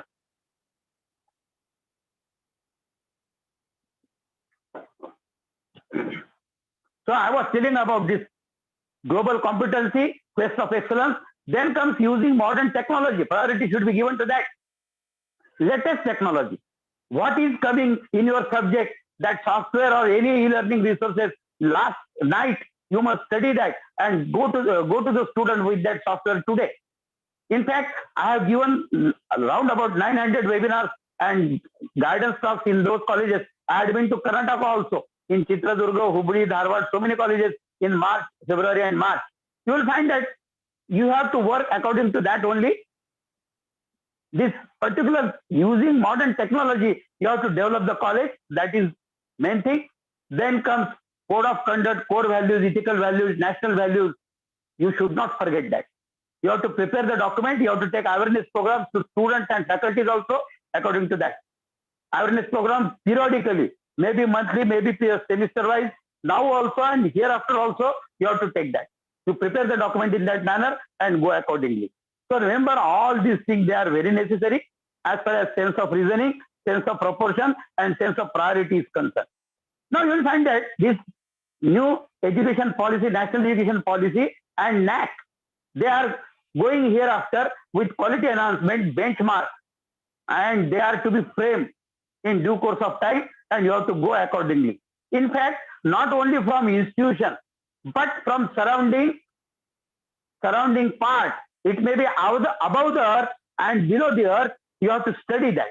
There is much more to learn in our nation, like rare animals, rare plants, then some resources, you have to study some diversities, some social diversity, economic diversity, biodiversity, cultural diversity, linguistic diversity. All these things, they should be seen. There are some persons on village level, they are having so many medicinal plants idea, so many minerals and particular under the earth, there is oil, minerals and all those things in particular village. We have not taken note of that. So the syllabus will be of that type. There is no co-curricular, extracurricular, but it will be part of syllabi. Some periods, for example, 20 periods are for teaching and 20 periods for such experimental internship, on-job training in surrounding area, in different areas. Not only for science, but other social science and other subjects also. So all these things you have to keep in mind and you have to go there. You will find that all these things from ancient India, you have to study. You will find that one compulsory paper is there in that national education policy, Bharat Gyan, for every year. So you have to just see in that digital, herbal and spiritual manner. Evaluation methods also, we are having evaluation methods annually, assessment and all those things, that is going to be changed.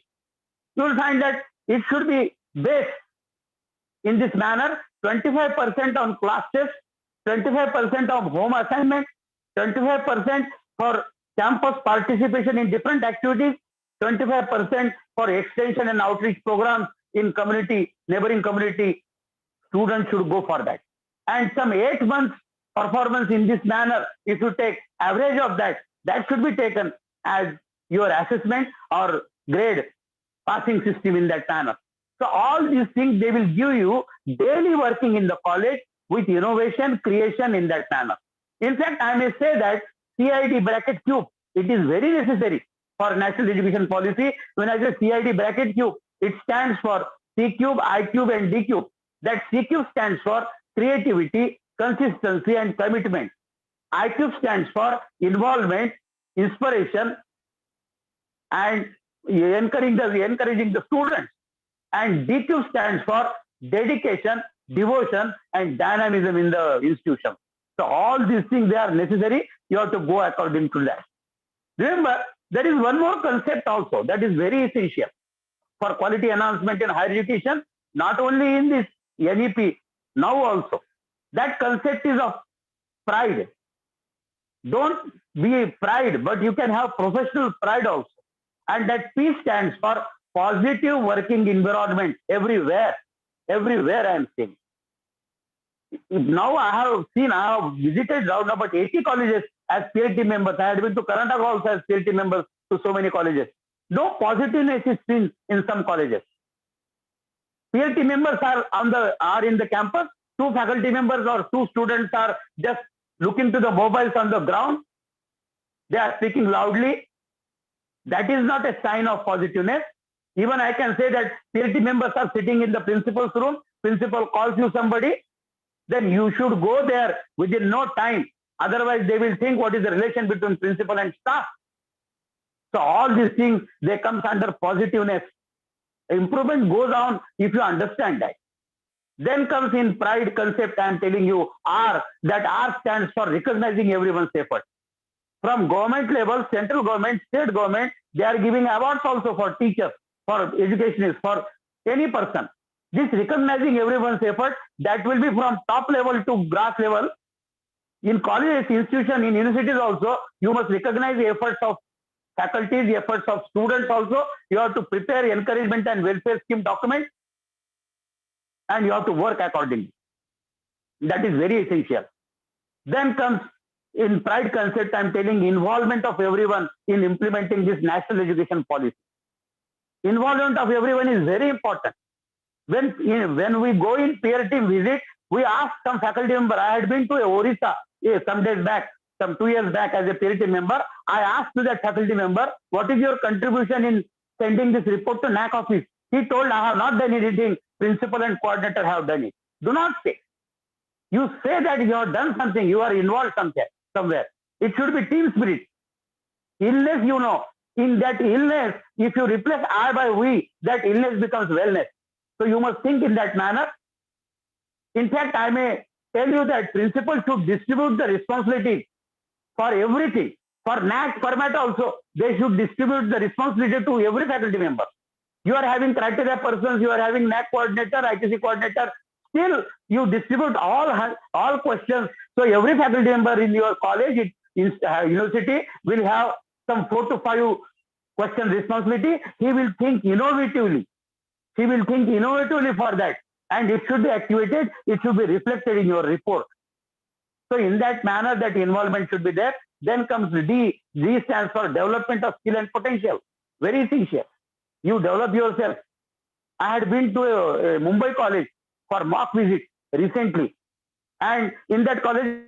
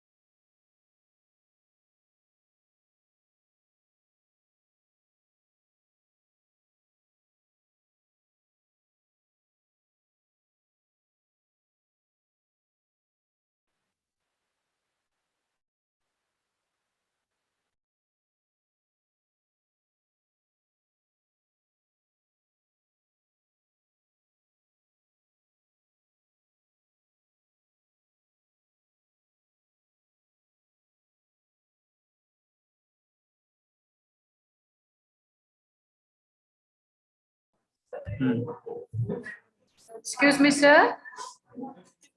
You're not audible, sir. Dharmadekari, sir.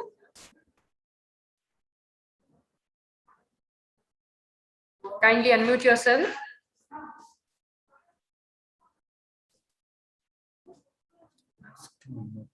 Click on the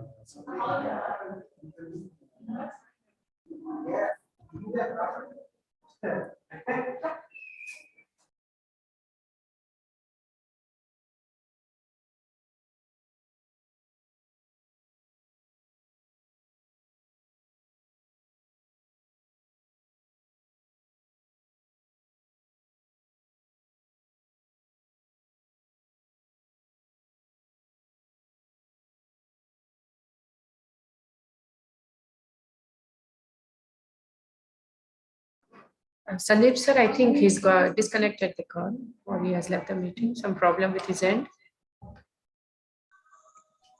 Yes, ma'am.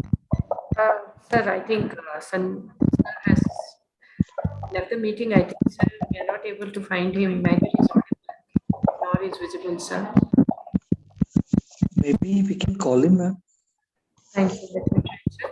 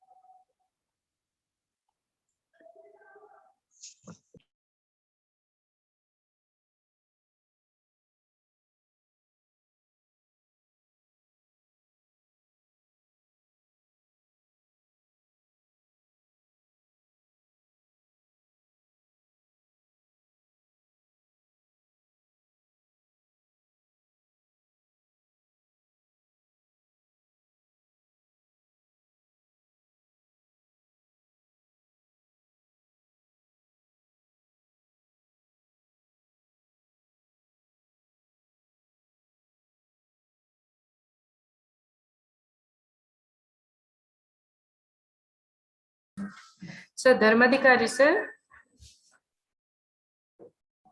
you can carry on. With Can you listen me? Yes, sir, we can listen. Can you listen? Can you listen? Okay. Yes, sir, we can. Okay. Okay. So I was telling about that concept of evaluation, feedback, and placement.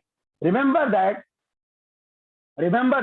evaluation process on university level and internal evaluation method, they should be innovative. Using online and all those things you have to combine. That will come after in this documentation. Afterwards, it will come all those evaluation methods on university level and institutional college level also.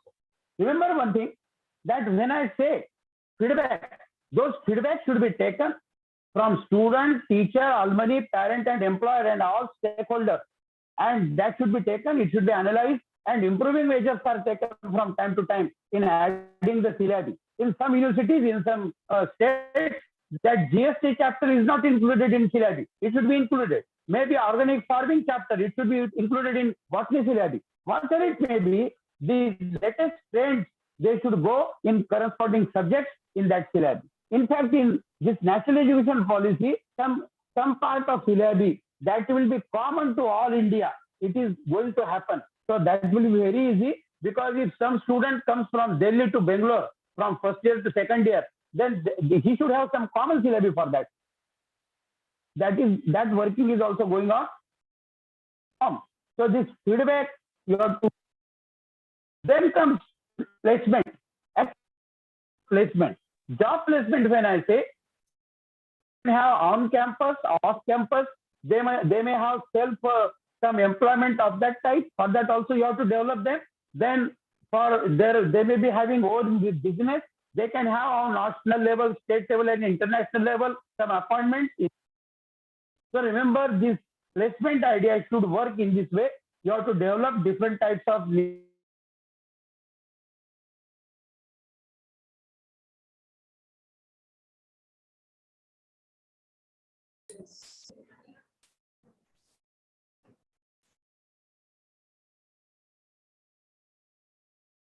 and placement, it will help in that way. You will find that this alumni part, society part, their contribution in this NEP, it is taken. You have to just take them into confidence and take alumni involvement, community, society involvement in the progress and development of the college also. Now, in NAC process, you are having to the development of financial and non-financial way, but you have to take society also in NEP in confidence, and you have to work with them for the development.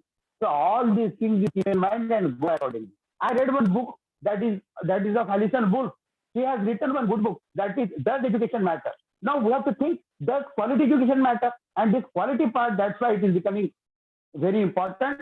I am telling you that as far as this NEP is concerned or NAC is concerned, do not take it easy, but make it easy. By your innovative efforts, you make it easy in that manner with positive attitude, proactive mindset, and team spirit. You will find that as far as college working is concerned, university working is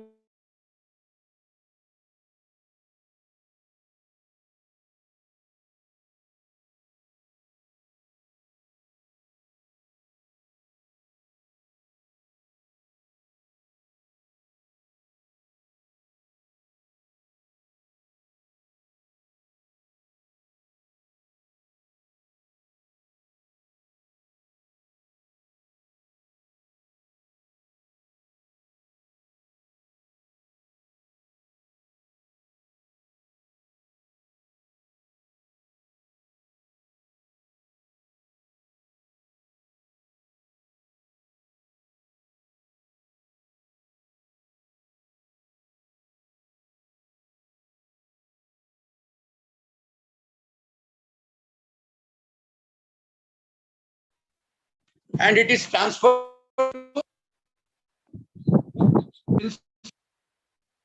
know that the day on college to point every activity, chancellor should know all the. So whatever I am telling is development of education. Remember, university or colleges system, management information system, resource planning, ERP, that should be there. When I say e-governance, that is in library, in administration office, accounts, exam, everywhere e-governance should be there, not partially, but fully in that manner. And e-communication should be there from principal to staff and staff to student also, teacher-wise, class-wise, not by WhatsApp, Facebook, Instagram, Telegram, a email generated. Because those evidences, they are not of that problem is there throughout India that can be stopped at any day. WhatsApp e-content development, creation and transfer of knowledge with email generated system adopted in the college. So remember, Google Classroom, email group, Google Cloud, own cloud, some that should be universities. Business program on state local level be projected with student article, faculty article, paper news cutting, internet ideas. Some QR code should be given. In that QR code, you can have some different types of question papers, solutions, latest technologies, everything you can go in that QR code.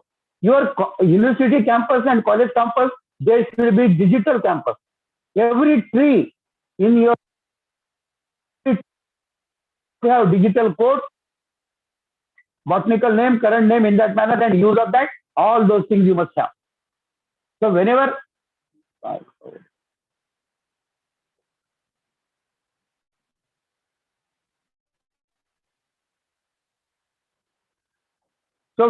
you are having such digital manner in that way, teaching learning methods, more things internationally you can have.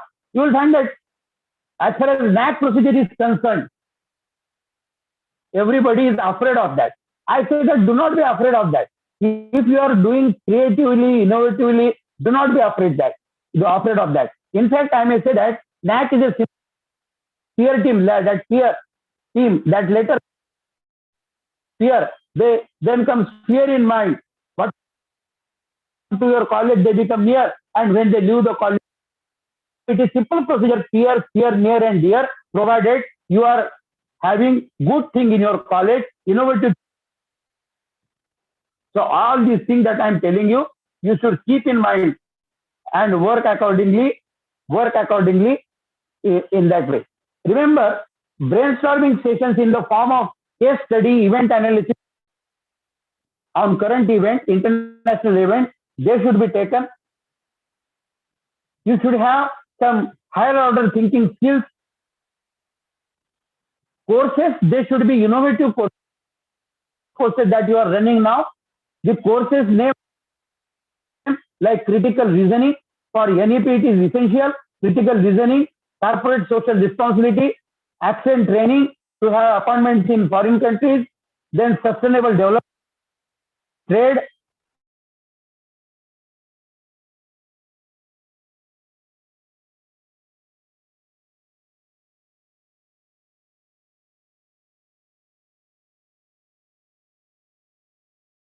or training the brains of the student for their placement gain and overall development. The college should march, the university should march in all possible quality ways towards excellence with latest technologies from time to time. That should be inbuilt in everybody. That is main thing. You will find that collaboration, MOU linkages, that part is also very important. On local level, district level, state level, national level, international level, you must have a lot of collaborations MOU. You will find that there is misunderstanding. I may tell you, I may simplify that. Document of both of the head of the heads and that institution, collaboration today, and that linkages you have to mention. It may be for student action program, faculty action program, on-job training, internship, industry, social action. Also, you this mask and say that distributing masks not the activity required in institutions. Actually, with MOU, with hospital, you have to identify some village, you have to adopt some village, identify corona-related patients, and then make them negative from corona positive to negative, take the feedback certificate from them. In that way, that outcome oriented, I told you, in that manner you have to work. Outcome oriented is very important. You will find that, suppose you have taken blood donation camp, then taking 100 bottles of blood, that is not important. You have to identify the diseases that they are having, blood related diseases, you have to cure them. So that thing comes outcome oriented. You will find that whenever I say academic performance will not be in university result or college result. Rank holders, merit holders, they are there. But from that, you have to go to this idea also, that suppose 500 students got the degree from your institution, then how many of them got on-campus jobs, how many received off-campus, how many are self-employed, how many are having self-owned business, how many are having some own business and gone to higher studies. In that manner, you have to tell that out of 50 to 95% or maybe 100% students, they are earning money, have received the job, doing something there. So that type of academic performance is, all these things they should come. I was telling you, collaboration, MOU linkages for all purposes, educational, social purpose, hospital purpose, environmental activity, for any, be coming on national level in that manner also. So all these neighborhood community connect, that is very essential for all that. You will find that there are a lot of agencies on international, national, state level, like ICHR, ICSSR, NCL, ISRO, NASA, IIT, IIM, IUCA, archives are there. 60% can take MOU with different archives, state level, national level archives in that way. Publishing houses are there, libraries are there, language people can have in their respective languages with different publishing houses, big, and libraries on state and national levels. So in that way, there are different agencies on state, national, international level, make collaboration. They are also giving some courses also. They are giving nodal center. IIT is giving, IIM is also giving nodal center. Online courses are there from Swayam, from MOOC courses are there. So courses also you have to develop in that manner. Virtual learning, all these things, not only teaching in the class with lecture method, you have to create virtual classroom, virtual learning platform on the wall of the classroom.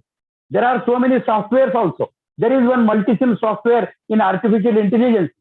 You can have with that your wall of the classroom, this Lok Sabha, Vidhan Sabha working, physics people on the wall, anything on that with the help of software. So all these things every faculty member should do. In fact, I may say in his presentation such type of sentences in that way, that there are 100 research papers published in our college by different faculties, and 5 research papers they are used from paper to people, lab to land. They are used for removing the diversities of the neighboring area. Some papers are used by the government agency, non-government agency. Such type of things should come. You may say that some 50 e-learning resources and softwares are used in 5 years of NAC period by different faculties. You can have different softwares for each subject. You can have economics related software, so many it will come.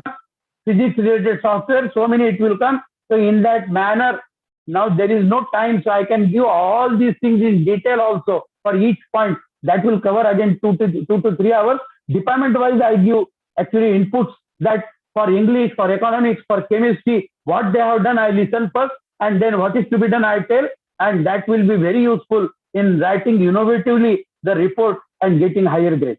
Now you will find that you will be knowing that there is a danger of rejection of the report. So many reports are rejected from NAC office due to irrelevant answers and irrelevant also. Here, security members is looking to people, IQ department, what date you have performed, what date you your computer, everything is, I told you that is in this manner also. So I'm telling you all these things, you keep in mind and go accordingly.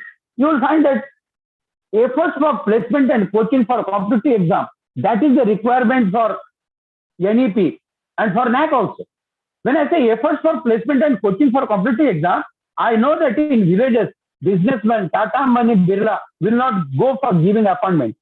But you must take extensively different activities like general knowledge tests, awareness programs, some human resource managers or experts, some softwares are there, how to write biodata, how to stand before interview committee, how to face the questions. In that manner, some softwares are there. So you must have in the college one classroom, one seminar hall, one TV is there. And on that TV, weekly you have to show some subject related videos, advanced videos, some skill-oriented videos with software in that manner also. Like NPTEL, NME, ICT, YouTube channels, historic geographic channels, so many videos, subject-related videos you can have. So all these things you can have in experimental training also. So remember all these things. You should have one room. I shall say that room is media room or audiovisual room that is required for ICT technology. And in that room, you will find that in every institution, university or college, in that room, you can economics nameplate, bank, how many banks in that map, in its she should say in this way that there are 1,000 videos in our video bank in all departments. I am mathematics person. I shall explain 1,000 videos is not 5 years. Every year it will be 200 videos. If 10 departments, 20 videos per department per year, you have to just take.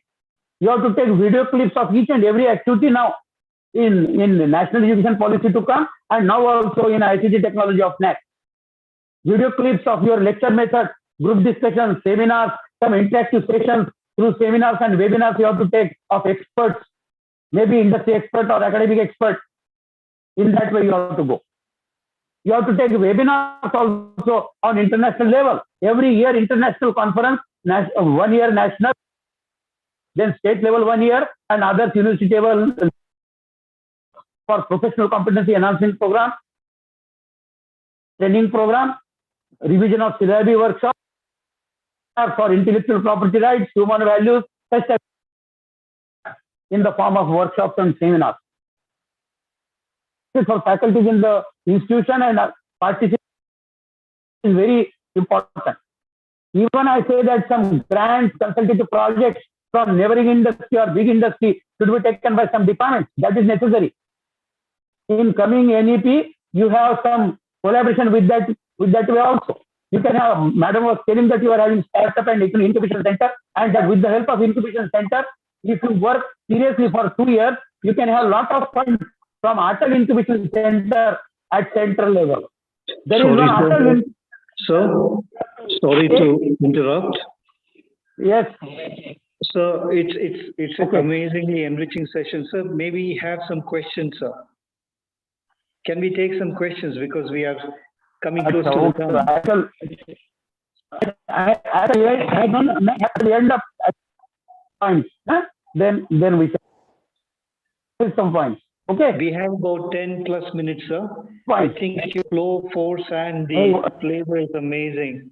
So if you can take the questions, please. Within 5 minutes, I shall see. Please. You have to leave. Tomorrow should be innovative. It should not be like yesterday. That is one thing. Quality is not destination but journey on the highway express of education. Remember that. Then planning and developing youth for job providers, not for job seekers. That is important. Then education, you have to give with foresighted vision, unending vision, and achievable goals to overcome the problems to come of climate change, environmental problems, global warming, and such type of situation in that manner. So all these things that is necessary. In fact, I may tell you that Bhagavad Gita and computer, that should be with you. Bhagavad Gita and digital technology should be there. I am follower of Lord Krishna. Lord Krishna was the first MBA, event manager. In Mahabharata, he has planned every event and done that successfully and done that Mahabharata very nicely with Bhagavad Gita. So same thing is you have to do for NEP. NEP is also Mahabharata like. Everybody should be Lord Krishna in implementation level, planning innovation in that way. Everybody has 120 dimensions in their brain. You have to use maximum dimensions of your brain and give ideas, and the institutional brand, maybe university brand or college branding in your vicinity, in your area, and everything is possible in NEP. That I am telling. Best wishes to all for all this. Thank you very much. So it's quite amazing. I think you have not left anything unsaid. So I don't know whether participants do have any questions from examination, evaluation, quality of touch, every area possible. Still, if participants have any question, they may kindly unmute and ask, sir. Make it very brief and just a question, please.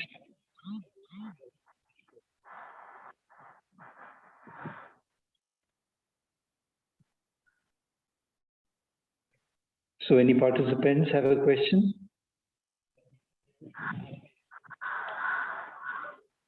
So I think before they, if I may be allowed to ask questions. So you emphasized initially as also concluding.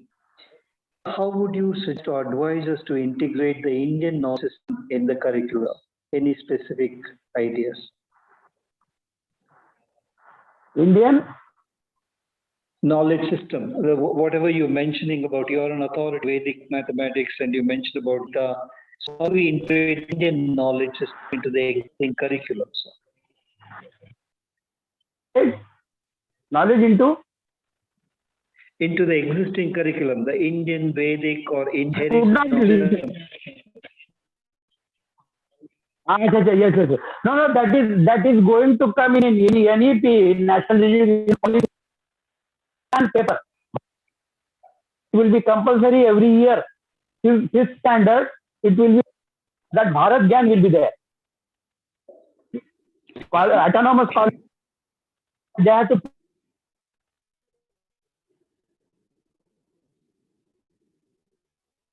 prepare the syllabi regarding their richness of and economic development. They have to develop. So that part, then you have to study. So thank you so much. So if I may add one more bit. So one of the most important suggestion is to categorize institution into teaching or research or degree granting. How does an institution decide upon? Now, as far as research is concerned, no. Now the present situation is going to change.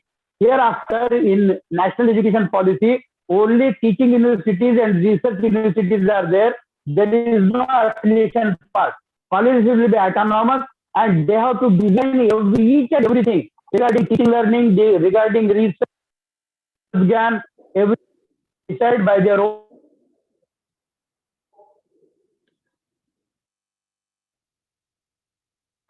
in autonomous manner. Thank you, sir. Any participants? Question to sir? This is a rare opportunity. I mean, sir seems to be a minefield of knowledge.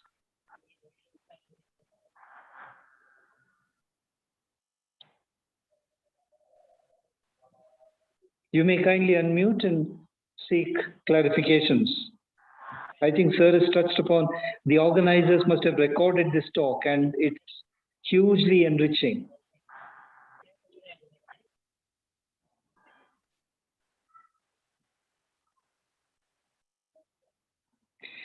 So then, your view on what would be the implications of internationalization, sir? Inviting foreign universities to come into India and allowing Indian institutions to go abroad. You mentioned about it.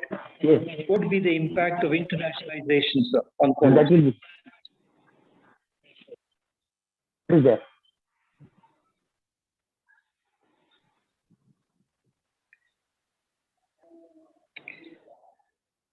Sir, as I believe and we believe that you have covered virtually all aspects of higher education and quality enhancement, combining NEP strategy as well as advice on NAC accreditation.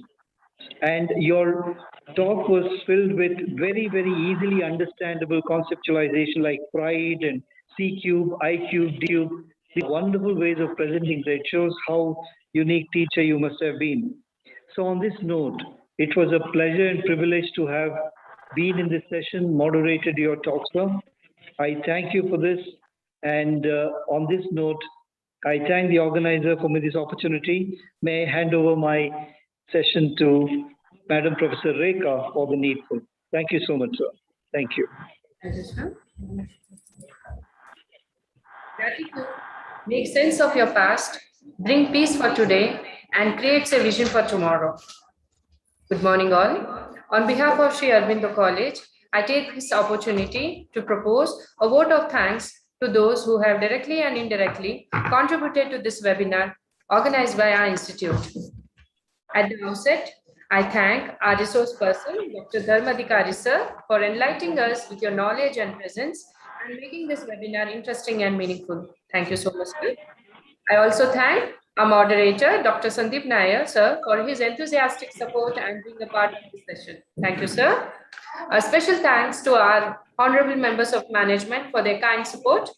I would like to express our profound gratitude to my principal, Dr. Shailaja Madam, for her all-round support. Thank you, Madam. A special thanks to the organizing committee, teaching and non-teaching staff for their unflinching support and coordination. My heartfelt thanks to our participants, scholars, faculty from various institutions and students for their active participation. With these warm words and a kind message, we come to an end of technical session 1. We shall start with the technical session 2. Kindly stay with us. Over to you, Preeti ma'am. Thank you all.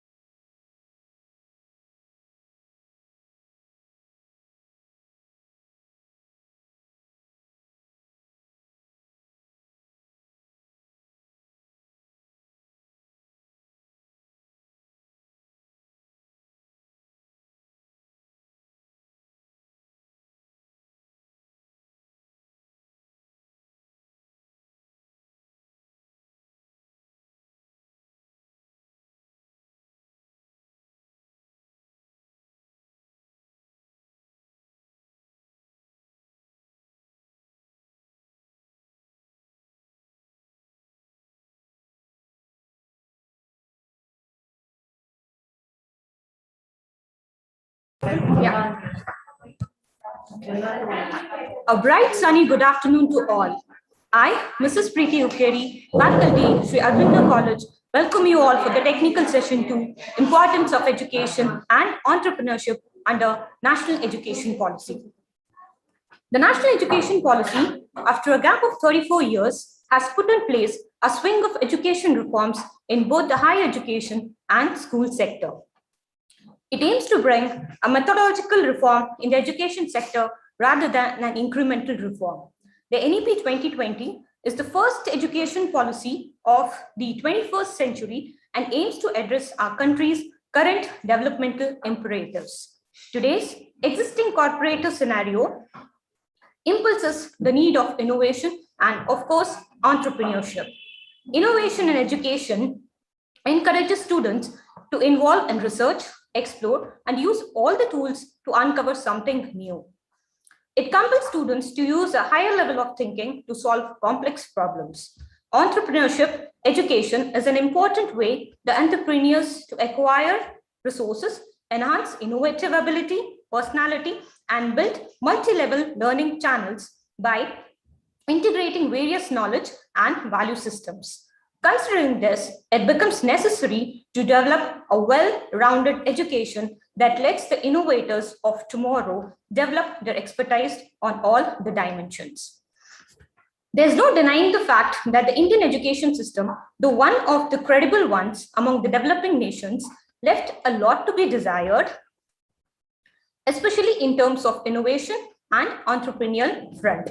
The present education system limits itself in various aspects and lags behind when it comes to encouraging innovators and entrepreneurs and also their skills among the youngsters. To keep a pace and plug gaps, the Government of India has set one of the fundamental principles under National Education Policy, which focuses on innovation and entrepreneurship. The overarching goal of the innovation and entrepreneurial revolution has been interlaced in the National Education Policy, which aspires to make young generation more imaginative, innovative, ingenious, proactive, pioneering, and prospect-oriented. To comprehend more on this topic, today we have among us an eminent resource person, Shri Puneet Raj KN. Mr. Puneet Raj is the founder and CEO of Seminar Room and IPOC, Education and Industry Platform of Collaboration, an edtech startup which works as a liaison between academics and industry. At present, IPOC is offering their services to 20 different colleges and universities across Bangalore. It is also targeting to reach more than 100 colleges by the mid of October 2021. In his recent tenure, he served as an HOD and mentor for management department at Jain University. He is in the advisory board for the industry interaction with the colleges like Arihant College, GTMT, SRSI, and many more to say. He's also a consultant to startups in Bangalore. He has got more than 12 years of academic experience and 6 years of corporate experience. He's also working as a market analyst at JP Morgan, Chase India, and Cambridge Solutions, London. He is an analyst with experience in futures and options. He has worked in England, Scotland, and various places of Europe. He has several research papers to his credit and has won many Best Paper Awards across national and international conferences. He has given speeches in various forums and colleges. He has written popular articles in newspapers and magazines too.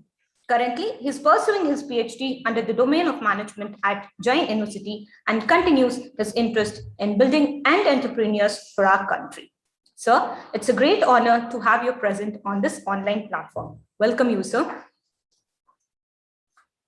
It is a pleasure to have with us CMA and Ravindranath Kaushik as a moderator for today's session. CMA and Ravindranath Kaushik are specialized in GST, direct taxes, project consulting, export and import management, and academic training. Kaushik sir has 11 years of industry experience and worked at many reputed companies and 12 years of professional consulting experience in the area of direct taxes, GST, internal audit, and many more. He has represented and appeared before various statutory institutions like Registrar of Companies, Income Tax Department, Commercial Tax Department, and GST authorities. He has accomplished his service as chairman, Bangalore chapter of the Institute of Cost Accountants of India, resource person for the various state government and central government organizations. Sir has addressed more than 150 programs as a resource person in various national, state, and UGC-sponsored conferences, workshops, FDPs, and also seminars. He has presented papers at international, national, and state level conferences. He is honored with SADC Lifetime Achievement Award 2018-19 TMT. We are graced with your presence, sir. Thank you and welcome you for the session. Now, I request CMA and Ravindranath Kaushik to chair the session. Over to you, sir.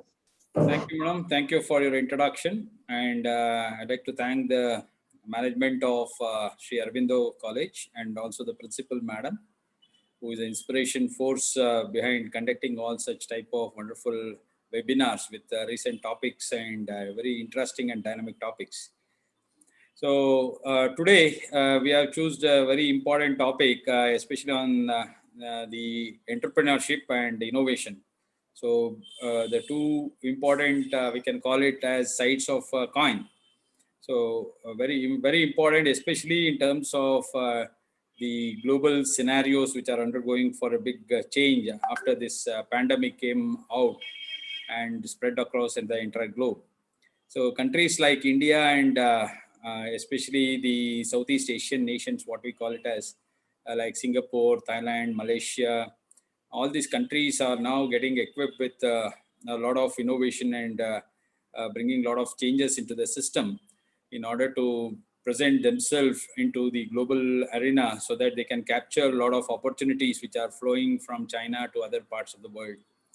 So keeping these things in mind, even our NEP, that is New Education Policy or National Education Policy, which the government has rolled out, it has a lot of things to do, because if you see the Global Innovation Index ranking, India is ranked at 48th out of top 50 countries. And the much stranger thing which we need to look into is about the university rankings in patent awareness and patent activities. So we have almost around 900 universities in India. But if you see the contribution of the universities into the patent activities, right, it's hardly around 8 to 10%. That is almost around only 60 to 70 universities are really working towards this innovation and developing the patent or creating awareness among the students in developing new innovations and all those things. So this is something which needs to change. So education should not be something which is only restricted to the syllabus part, or which is restricted only to the academics part, but it should talk more about the employability part and also creating employment. That's the very important thing which needs to be done, because we are talking about a lot of opportunities which are flowing to us. But at the same time, are we engulfed, or are we enriched with such type of knowledge at the university level or institution level or at the research center level, in order to take that pace of growth and development what is expected out of in the coming months? So that's the biggest challenge which we have. So in this context, the National Innovation and Policy Startup, what the government has launched in 2018 and which came into force in 2019, is really a wonderful initiative which the government has started, especially in terms of involving the institutions which are the main creators of the future innovators. Okay, so that linking of innovation centers with the industries. So that needs to happen now. And NEP, as the madam rightly pointed out, has a lot of provisions in its curriculum, wherein the research center concepts, which was brought in the NEP policies, right? So that will be trying to address this issue of taking us to the next level of growth and prosperity. So when we were students in colleges, or when we were graduating in our studies, right, we saw that the technology was only the domain of the science students. So only when we talk about BE or BCA or MCA or anyone with BSc, so they were the people who are thinking that it was their main domain of developing software or coding or programming. So that domain of such type of knowledge was only focused on those people who studied mathematics, physics, or chemistry, who had a lot of analytical, logical thing. That was a concept which was there a few years back. But today, technology, there is nothing called as only it's a field which is dedicated to one line of studies. So even art students also should know now technology. Even the commerce field, especially, there is a lot of tremendous changes which are taking place in technology in commerce field. And even in journalism, if you want, yes, you need to know technology. So today, anyone who wants to become tech savvy, right, he should be a person with knowledge of technology, irrespective of whichever the sector is pursuing his studies. So keeping that thing in mind, the concept of knowledge, which are more of innovative and critical thinking or creativity, is pushing into the system now. and the institution needs to now get upgraded itself with such type of activities inculcated in their syllabus, which they can train the students. And first faculties needs to be trained on that, then students needs to be trained, so that our universities and institutions also contribute towards research and development. So all these years, the government used to concentrate less on R&D. We used to spend almost around 0.65% of our GDP on R&D. But compared to other countries like China, where they used to spend 3% of their GDP on R&D. So now there is a time India is now in the recent economic survey that was pointed out, and in this budget also government has taken an initiative to push more funds towards R&D. So almost around 357 crores has been allocated in the budget for the R&D related activities. And now we are focusing more on R&D. So I think this is the right time where the NEP needs to be addressing more on the educational system, especially on creating the awareness about the student, tracking their potentiality, bringing the students under the concept of understanding the entrepreneurship as the main career activities, and all those things. So in this context, today we have a eminent resource person, Mr. Puneet, who is there with us to deliberate on this topic in detail, especially on what is there in the NEP, which can take us through the innovation and entrepreneurship concepts. So I would like to invite now Mr. Puneet, who will be deliberating on this particular topic, especially on linking this national innovation and startup policy with the national education policy. So how these two things can work together in order to transform India into innovative hub, so that the present position of 48th rank, what we are having, right, in the couple of years, it comes to somewhere around within 10th rank. So what is that there in NEP where we can transform our businesses into a leading hub of innovations? So over to you, Pradeep, Puneet. If you can throw some light on this particular topic and enrich our participants today on this NEP and NIEP. So I would now request you to take over the session and deliberate on this topic in detail.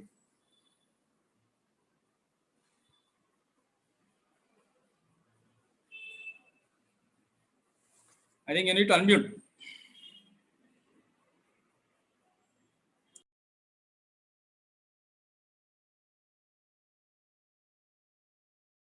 Hello, can host unmute Mr. Puneet? He is not able to do it at his end. Preeti madam?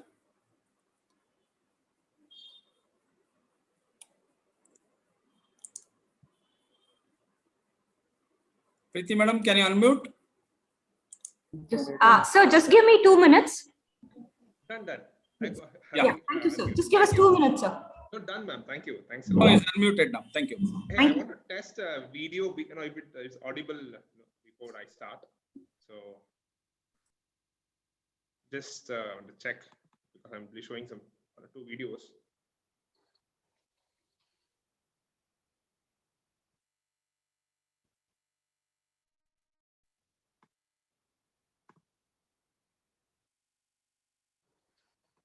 Is it audible? Sir, the video is visible, sir, but audio, I think you need to increase the volume, sir. Just see. So it's not audible, sir.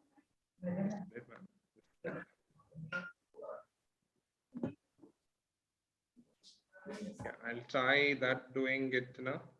Just a minute. Sure, sir.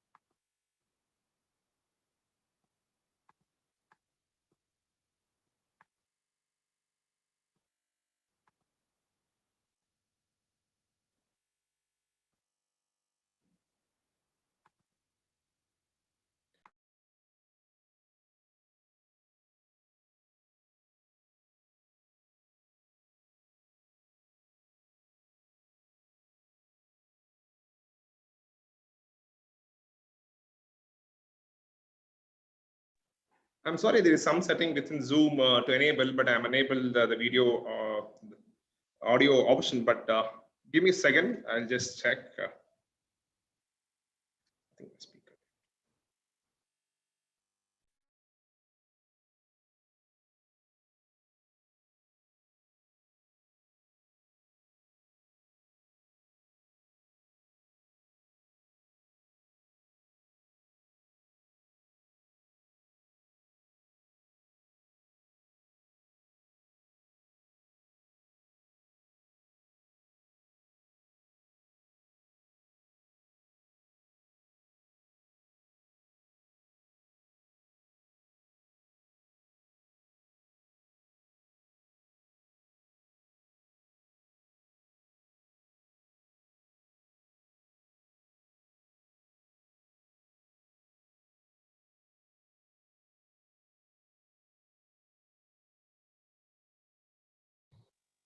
How about now? Is it audible? I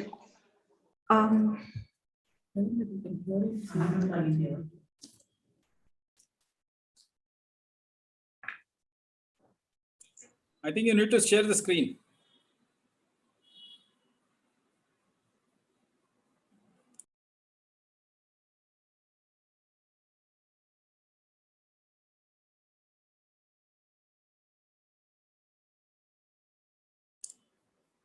No, it's not audible. So the video is visible, but audio wise, it's not.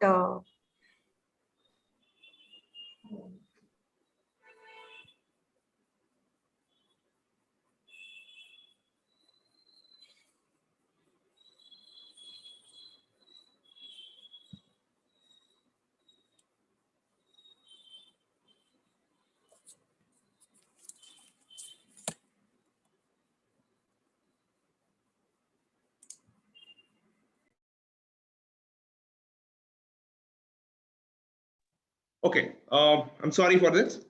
Anyway, I'll skip the videos which I wanted to present. Good morning, everybody. Ellarigu namaskara. Gurubhyo namaha. It gives me immense pleasure to be a part of this August gathering. I firstly congratulate Sri Aurobindo College for organizing two-day national webinar on responsibilities of stakeholders in the change scenario of education, NAP. I thank management, staff, and students of Aurobindo College. My special thanks to CMA Ravindranath Kaushik sir, who invited me for this talk, who referred me for this talk. Thanks a lot. Before I begin, I would like to put a disclaimer. I'm neither an expert in education nor in NAP. I'm neither a successful entrepreneur from decades. What I have is an experience of education, being a faculty as an HOD at private universities, who was responsible from admission to placements, who worked on, like many other faculties there, on the operation, could be building curriculum, designing curriculum. How do you bring in industry-oriented courses? This is my area. Second reason could be, I recently raised funding in startups. My startup got funding in the month of March. I got incubated my company at PES University Venture Labs, where I'm sitting today. And I'll be raising in a couple of months, positively $2 million in the edtech space. I have two startups. One is called EPOC, which is called as Education Industry Platform of Collaboration. Like many, I saw there's a huge gap between education, the university, academics, and the industry. That's where I thought, okay, why don't I do something in the edtech space? Then I started my seminar room wherein now we bring in industry expert session virtually to bring in curriculum and career mapped industry expert session to colleges. And one more thing which I would like to share here, whenever there's NAP, there are a lot of agreement and disagreement, wherein I'm open for it on the agreement and disagreement, and I have no issue with this. Then I will not get into too much technical jargons of NAP because we all learned, we can read out everything there, but I will not get into too much of what NAP talks about, which points. However, I'll highlight few of those things. But I would be happy if I could communicate the need of entrepreneurship, the startups in present scenario, especially being faculty? How can we motivate, inspire students at colleges? How can we get inspired out of this new education policy, and how this new education policy supports this entrepreneurship and the startup? So let me begin my presentation.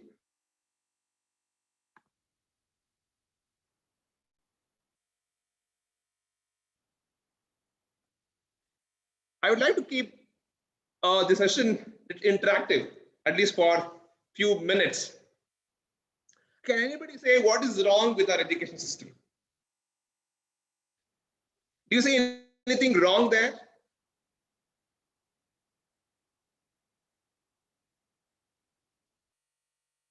Anybody please unmute if possible.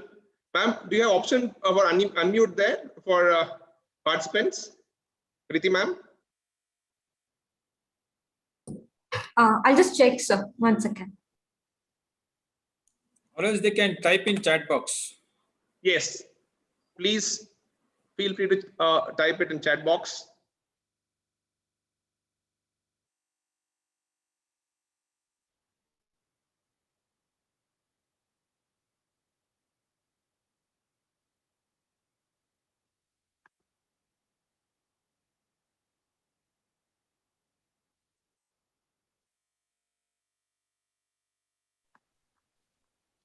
So the spelling of the wrong word is wrong.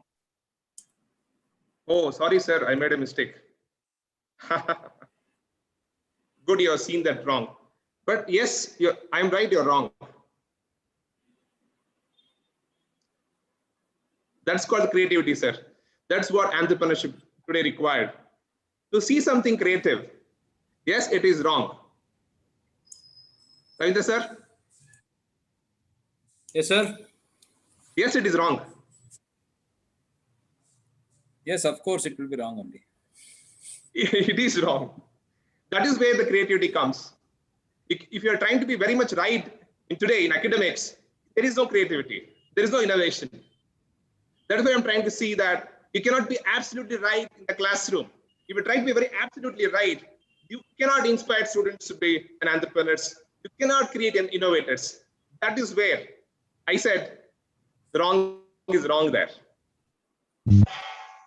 Yes, I just explored, I just got into some of the Quran, see what does some of them speak about the current education.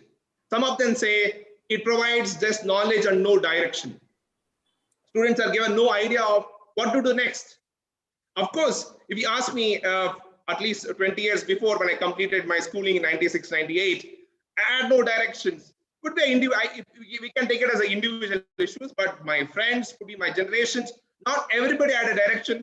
Kya karna hai? What to do next? There's a lot of confusion until unless it is being forced by parents. Yes.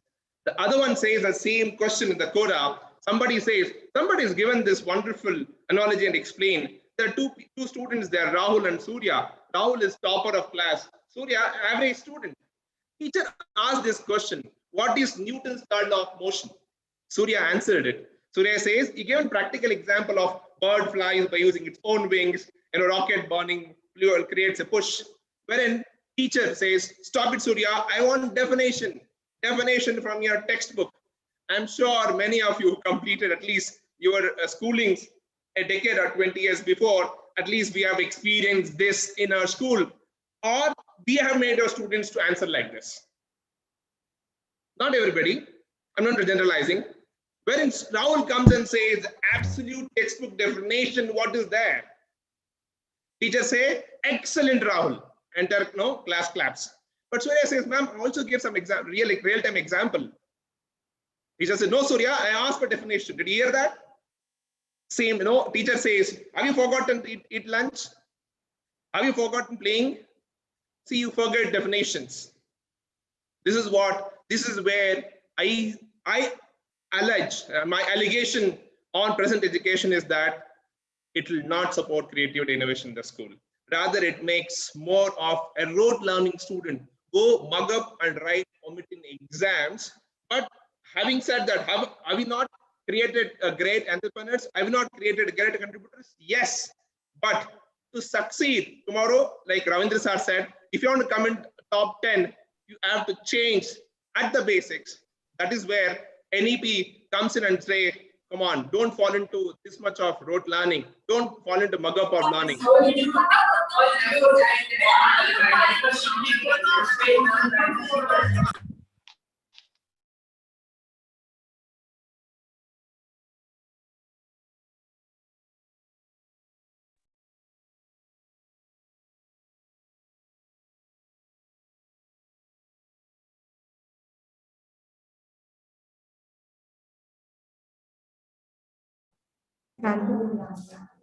Okay, I'm audible now?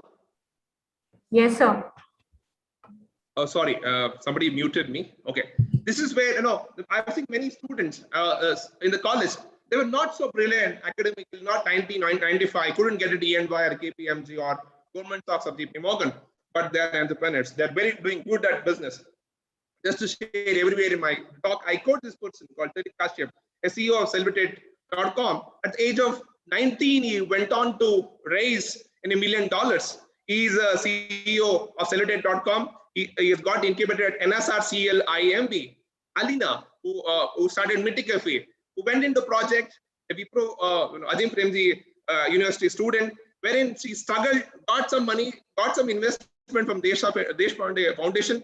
Yes, where she got rejected from NSRCL, she went back to raise money now, and she has almost 10, 15 cafes, including in Infosys. They're just 22, 23-year-old. They're not academically so strong. That is what we have to create in the next. This is where an education system, which always made everybody falls under one basket or one bucket, say that you have to come out swimming. Yes, this education system could be a better way in many things, but on a creative innovations, it was not supporting. You could see that, but however, the issue is not over. For example, in 1970s, during our days, parents used to come and scold student or us, saying that why have not got a good grade. But today, more than a student, come back to go and ask the school teachers. Today, school teachers are to be very, very careful than any policeman on the road. They have to be very careful. Say, that's where the teachers today, parents come and ask, why is my son is not getting good grades? I paid so much of fees. What are you doing? Today, that is where NEP hits the bottom of this pyramid. Okay, my question, in case if we can please put it in chat box, if you can respond to this question. Is there a relationship between policy and entrepreneurship? Because there is a lot of discussion going on there that NEP talks this one, NEP bring the entrepreneurs. Is there a relationship between policy and entrepreneurship? Does policy influence entrepreneurship? Or can policy create entrepreneurs? Anybody please answer either through chat box, or you can unmute if you can unmute and answer, please.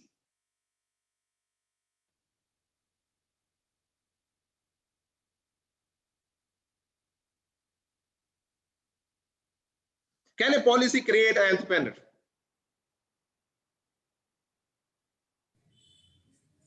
Hello. Yeah. It can only motivate them. It cannot create entrepreneurship. Sir, who is this, sir? I'm Dr. Tyagarajan. Wow, sir. Thanks a lot, sir. Thanks for your response, sir. Any other? Wonderful answer, sir. Any other?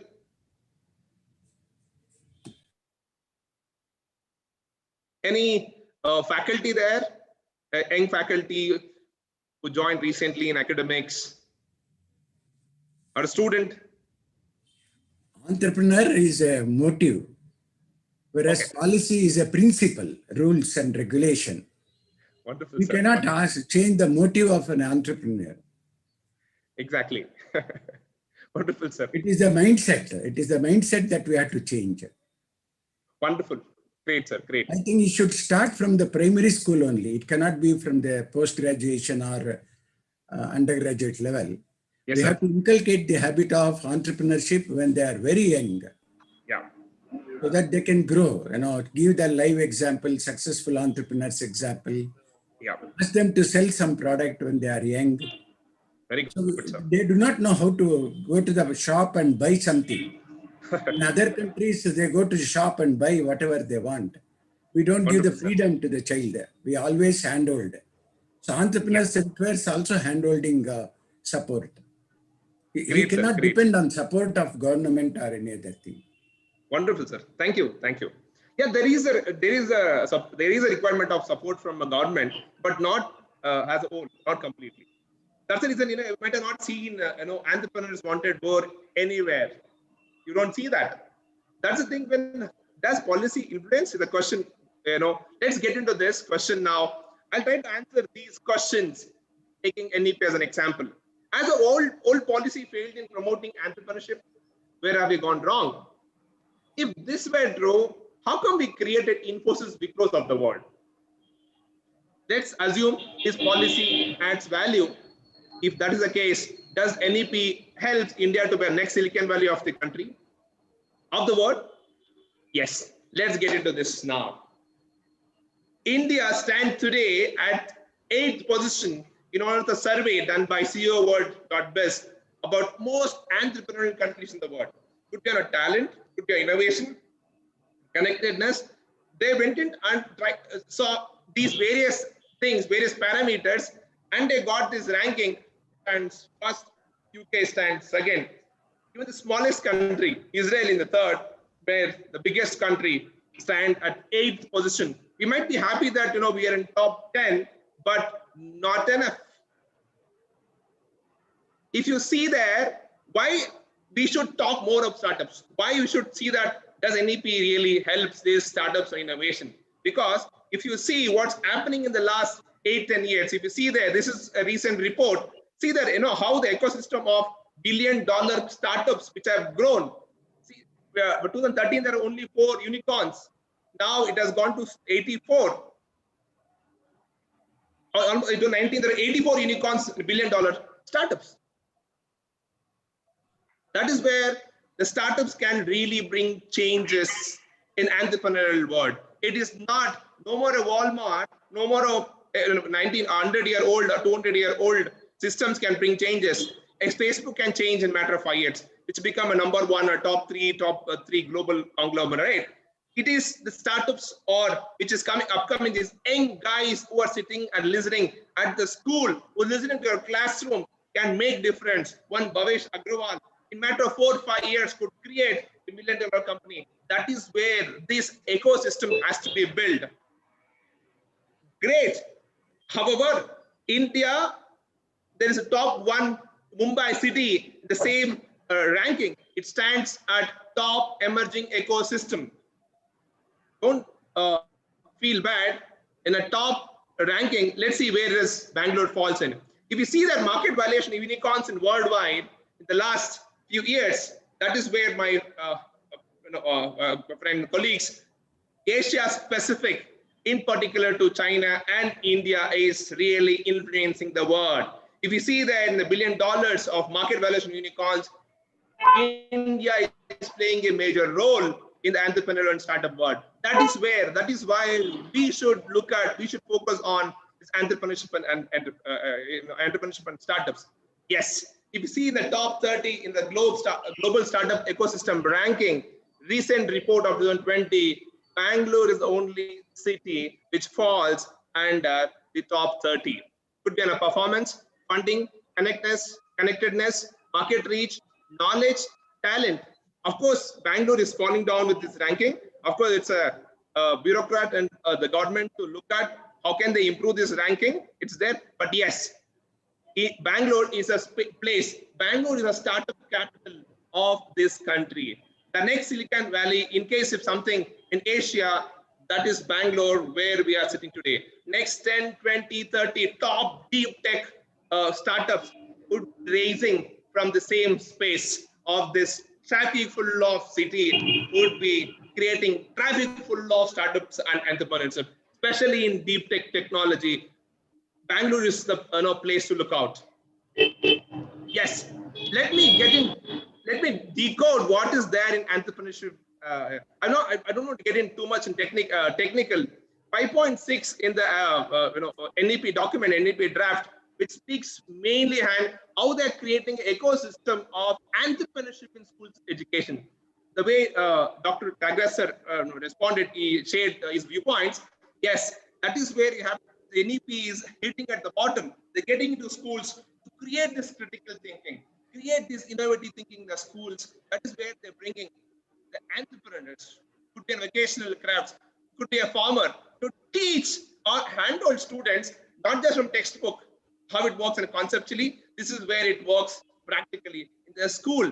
That is where 6th standard, it's compulsory now at 6th standard, there will be an internship, not in the higher education.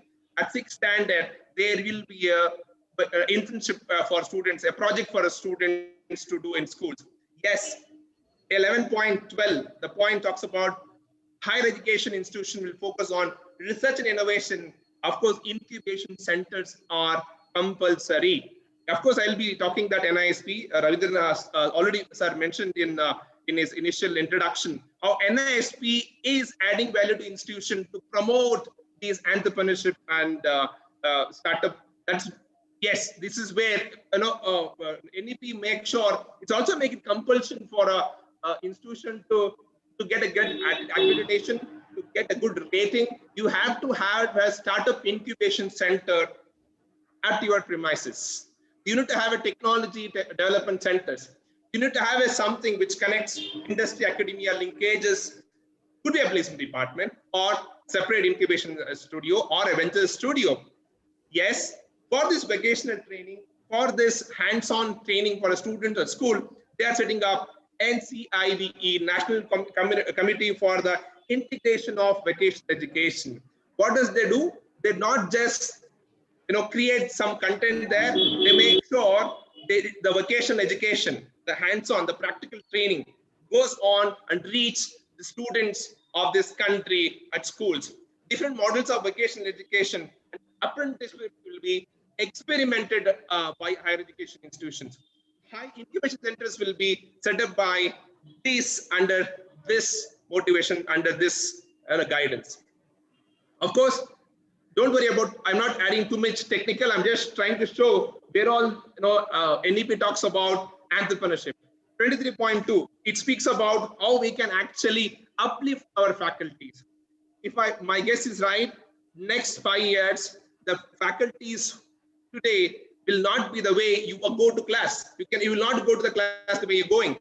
You cannot carry a textbook or prepare from textbook and go. You need to have a hands-on experience. You need to have an industry linkage. You need to have an industry connect. You need to go with the absolute research knowledge to go and teach, not meaning of depreciation is a diminishing value of nine. It's not the definition you go on to teach them. Students know how to learn that.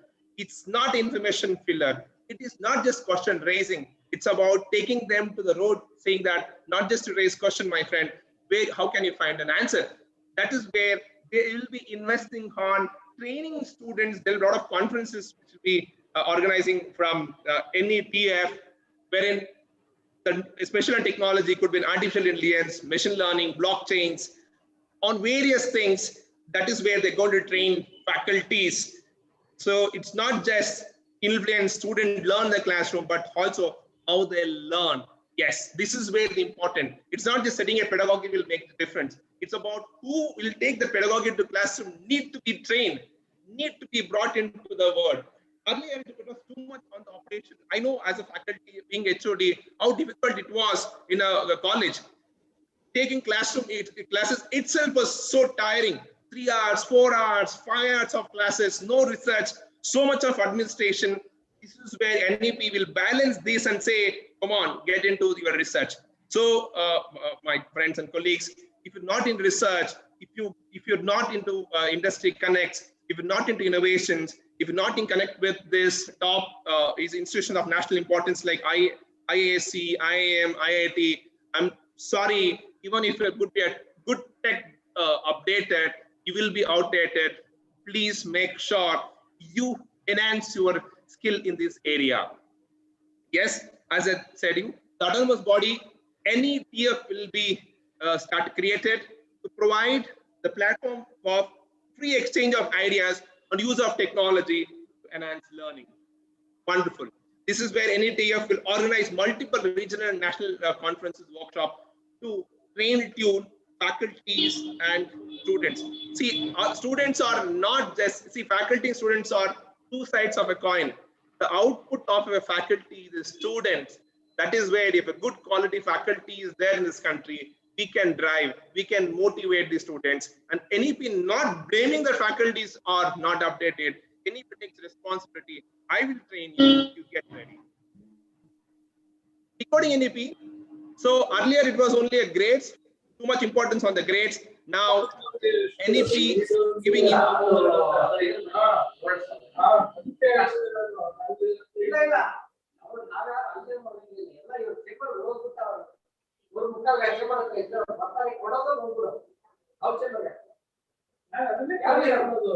ಯಾರ್ chamber ಅಲ್ಲಿ ಕೊಡೋದು?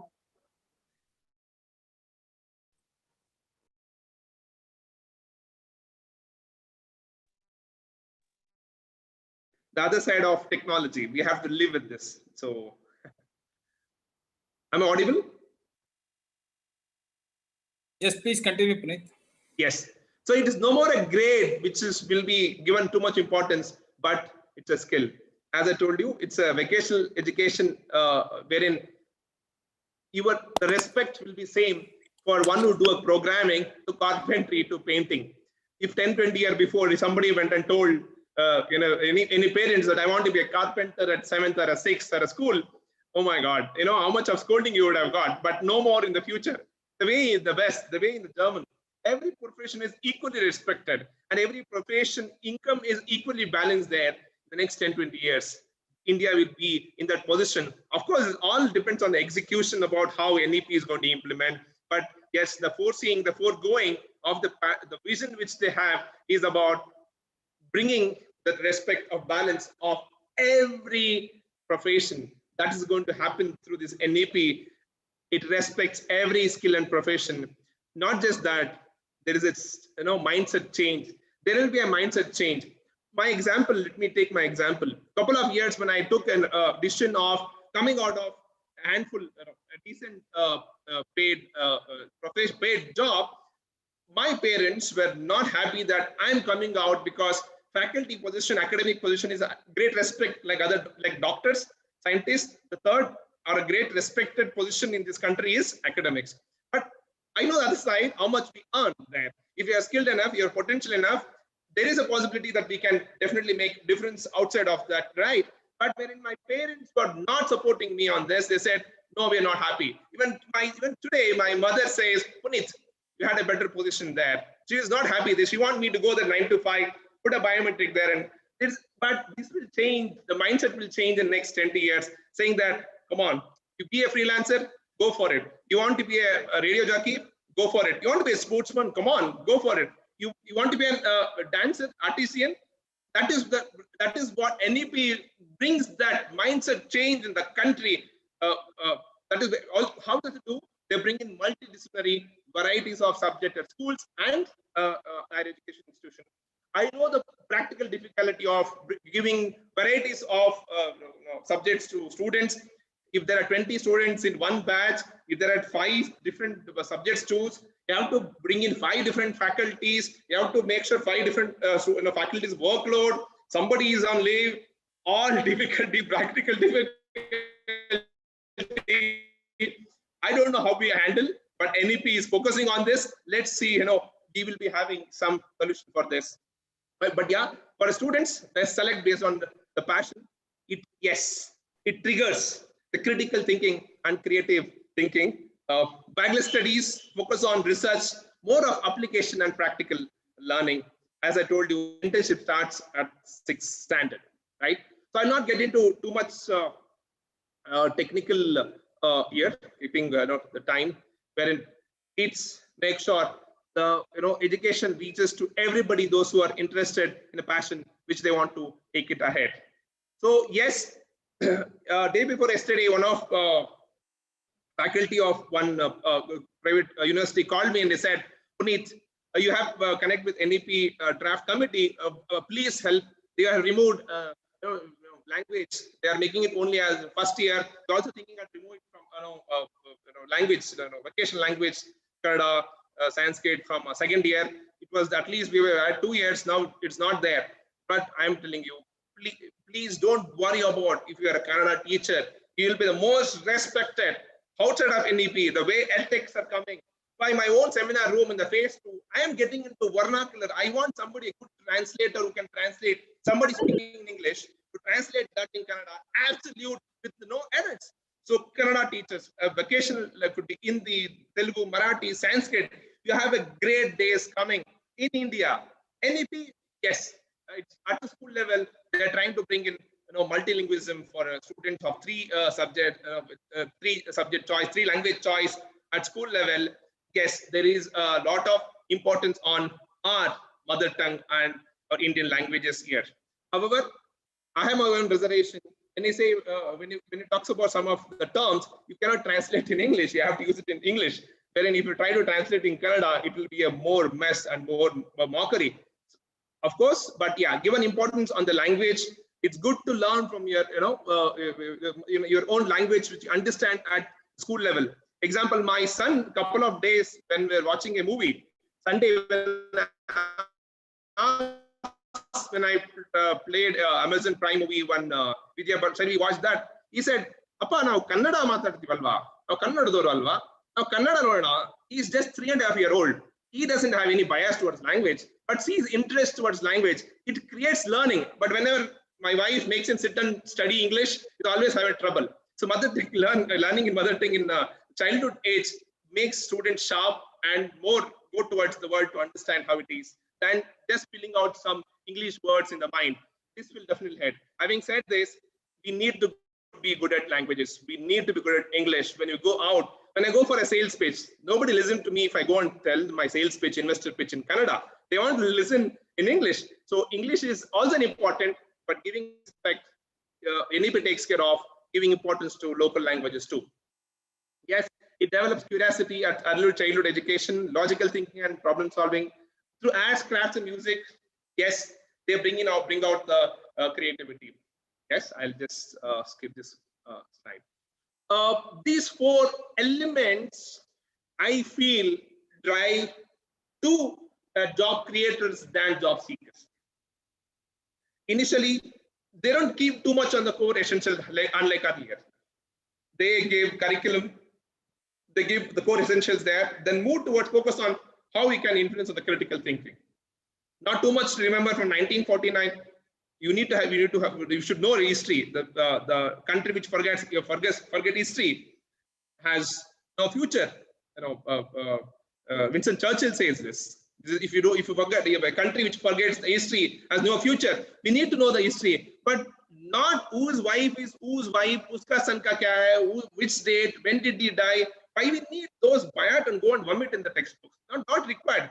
Get the story, learn that from the mistake, and make sure the country don't get invaded by anybody in the future. How can PVI Vishwaguru create that, motivate that? That is where critical thinking plays important role in the NEP, and there'll be more of a questioning. It will be open for a question. Earlier, if we asked too much question, hey, no. Now the class will be of students to open the question. That's where Albert Einstein says, right? The important thing is not stop questioning. That is the essence of critical thinking. We should not stop a student questioning. We should allow them to question. Only then they get the right answer. We are not there to give right answer. They get the right answer. And it moves towards experiential learning, learn by doing, fun, creative, collaborative way is being given primary importance in the NEP.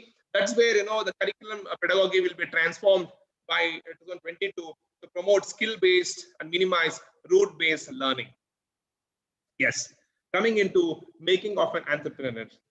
I'll just go back to previous slide. See these 4 and see these 4 points. Yes, this is where the making of an entrepreneur, that is where I feel there is a connect between how they want to make an entrepreneur. They want them to have the thinking, critical thinking ability, the focus in the classroom. Yes, an entrepreneur, first he comes with the knowledge. He hacks thinking, that's a feasibility stage, and he becomes an innovator. He hacks problem. He has feasibility, and he has a desire that I want to do something, I need to solve this problem.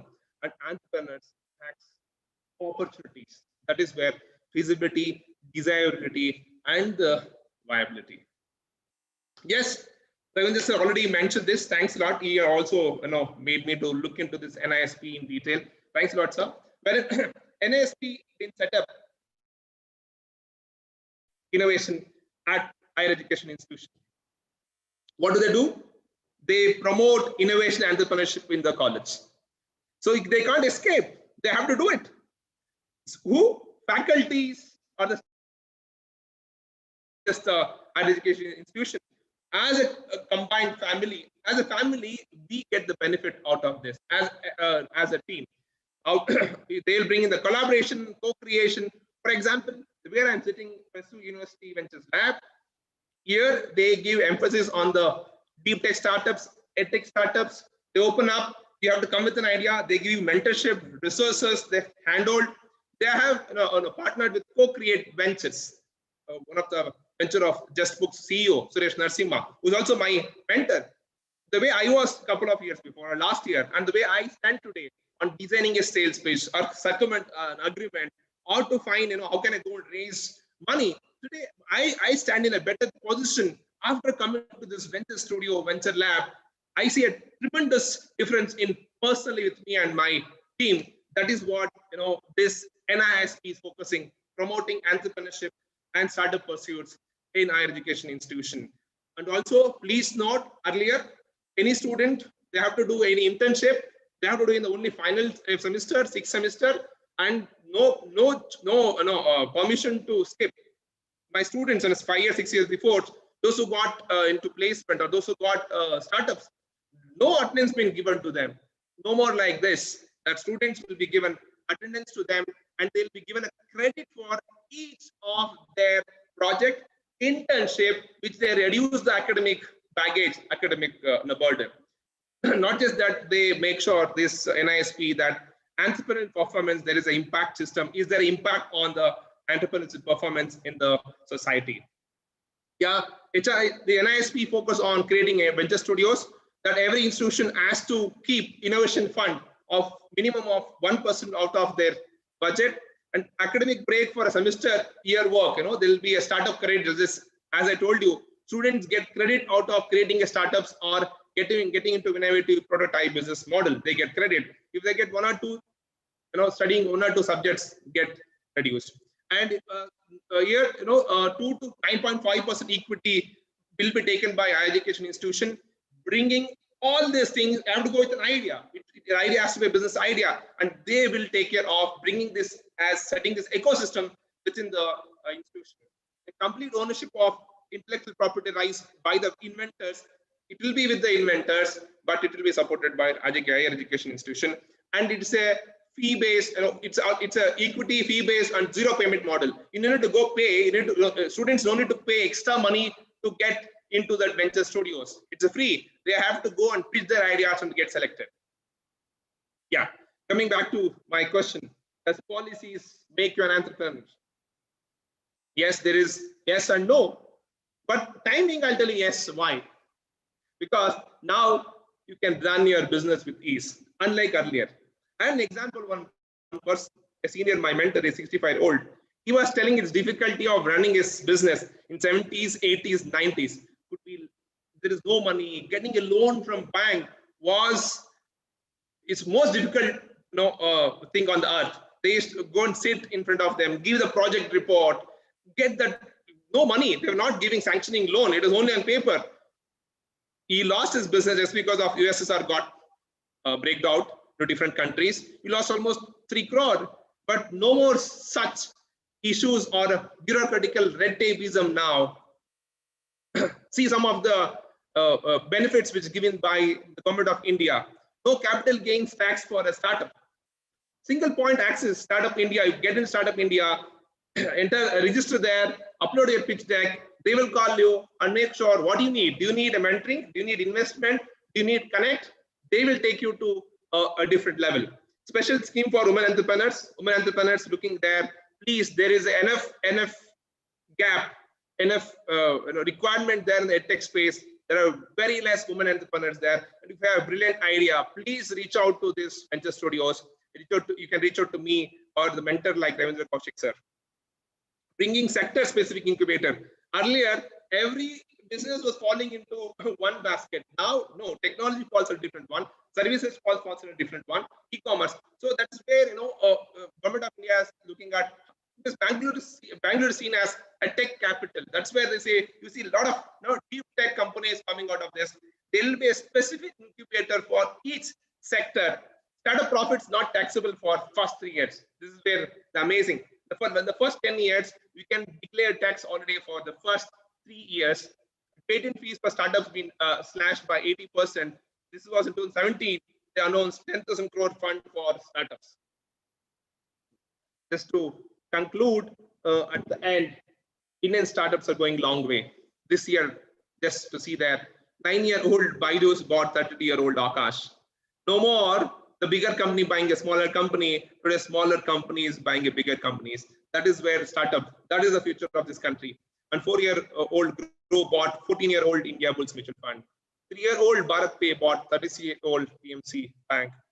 7-year-old Farm Easy bought 25-year-old Aerocare. You might have seen this in the WhatsApp.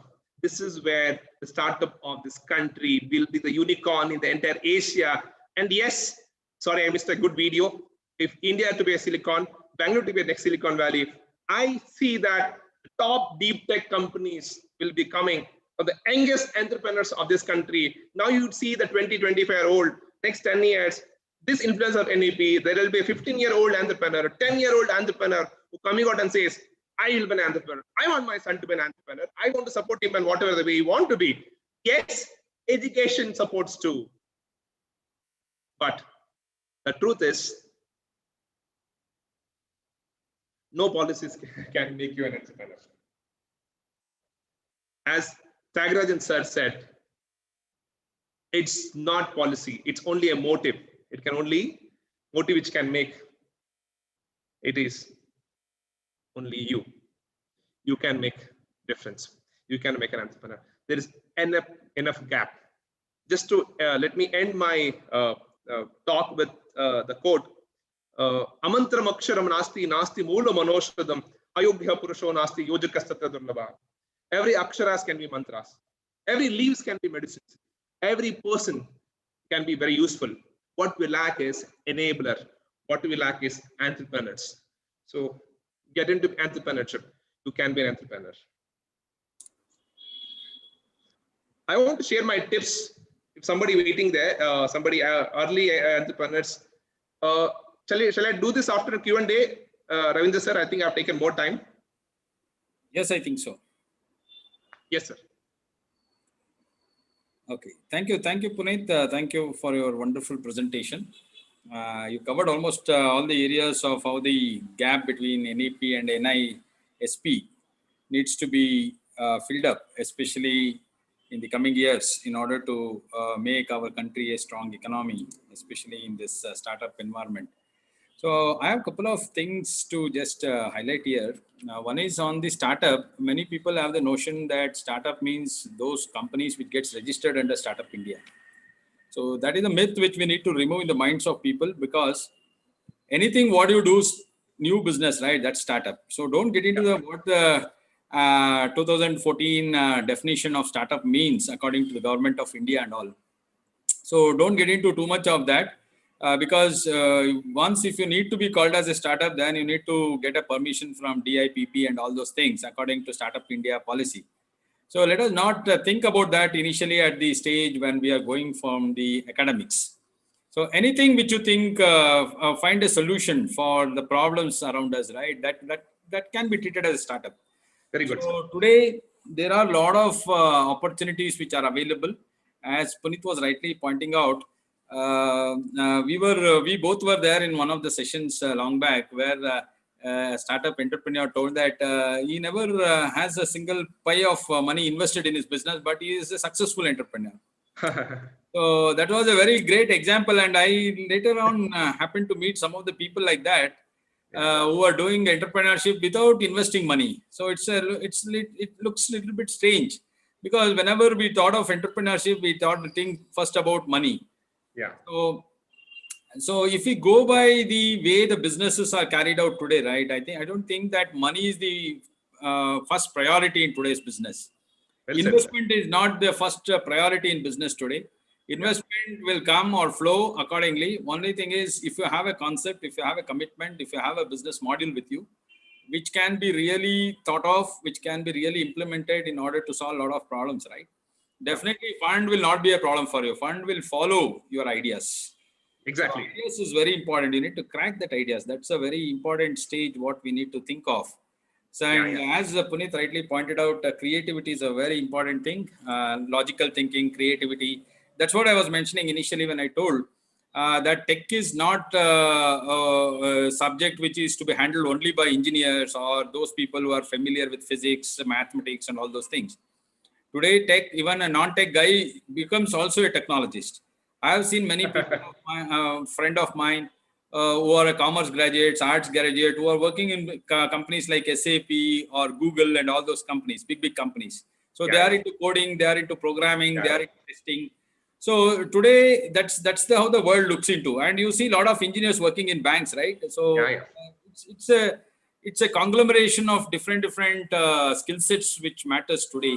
And if you are a person with the capability and skill sets, definitely you can do it. So don't be of the impression. I think that is where the NEP is trying to address the core issue of multi-level understanding of various topics. So it's more of a la carte type of thing, which will be there in the syllabus going forward. Just like when you go to a restaurant, when you want to order for some food, right? He brings you and he places in front of you a book menu. A big menu is there which runs into 30 to 35 pages. So today, that is what it means. You have the choice. As a restaurant, I need to provide you service. So you order me whatever you want. So similar thing will be there in NEP also, where students will decide what to study. And it is the responsibility of the universities and institution which needs to give them. So I think that is where the innovation comes, creative thinking will come. And that's how NEP can lead to a very good environment for brushing up with a good entrepreneurship in the coming years. And as rightly pointed out by Puneet in the last slide, he talked about that policy will not lead to entrepreneurship, but in India, there are some communities where definitely DNA will lead to entrepreneurship. Because I have seen a lot of community people who are there with me studying in my college. They used to do business along with their studies. That is purely because of their DNA, because they were born into that communities. So I don't want to name such communities, okay? I think you people may also agree with me that DNA carries a lot of things where they can think in entrepreneurship way, creative way, and they can become big entrepreneurs. So only thing is we need to tap such resources in institutions and colleges. We need to encourage them, and we need to create a platform for them to make use of that particular area or space for them to be innovative and come up with a lot of ideas. So India is definitely a country with a lot of problems. And I think this is a very good opportunity for the institutions to promote entrepreneurship. So one question to you, Puneet, from my side.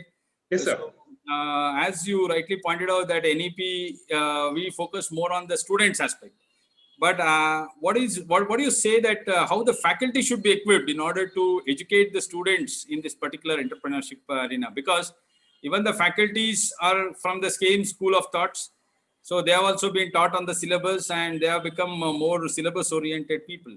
But how do you, what do you suggest or what do you say to the faculties in the coming new NEP adoptive policy, where they need to equip themselves in order to make class more interactive, especially keeping in mind the entrepreneurship topic as a main focus point? Sir, let me answer with my experience only. Very good question. In fact, NEP takes care of training them with a lot of conferences. They have set up the institute. MHRD is coming out with the institute to train faculties on this in this area. However, let's not depend on any of such things. Let me give an example of my team. I would see some of the best faculties is the one who take responsibilities in the college. The one who take responsibility in the college and start doing it. For example, okay, mera kaam ho gaya, let me take rest in the college. Let me give this example and get into your question in specific. I'm telling you, that person in the college who actually is ready to take responsibility and go ahead, irrespective of what is there, how much of salary I'll get, why I didn't get a hike, he can be an entrepreneur. That's the first thing. Second, those who don't give any excuses for doing the task in the college. College, institution needs something to be there. As a faculty, how can you go and solve the problem? How can you go with the problem there? You cannot be an entrepreneur. You have to see that how can I solve the problem? Student has a problem, parent has a problem, institution is there. I have made you a responsible. How can you solve the problem? Go with the solution there to your principal or a management. There is a problem. Can I solve this? Yes. That is where your entrepreneurship attitude comes. Getting into a classroom, this is where I'd say, please follow your story. I mentioned here, please follow INC 42. Every day, if possible, read an article in Medium about startups, because there is a founder, a startup CEO writing from their experience. They'll be sharing this to you there. That is where it makes difference. Try to see that what is that really, that's the pain point in the edtech industry. What is that, that education is facing? How can I come out with a solution? For a classroom, more of a research than the textbook. For a classroom, more of discussion with the practitioners and getting connect with them, getting connected with institutions like national importance of IAC. Please get in touch with some professors there. Please get in touch. I can help you connecting with venture studios. Get into NSRCL. See them what's doing there in NSRCL. Come to PVL.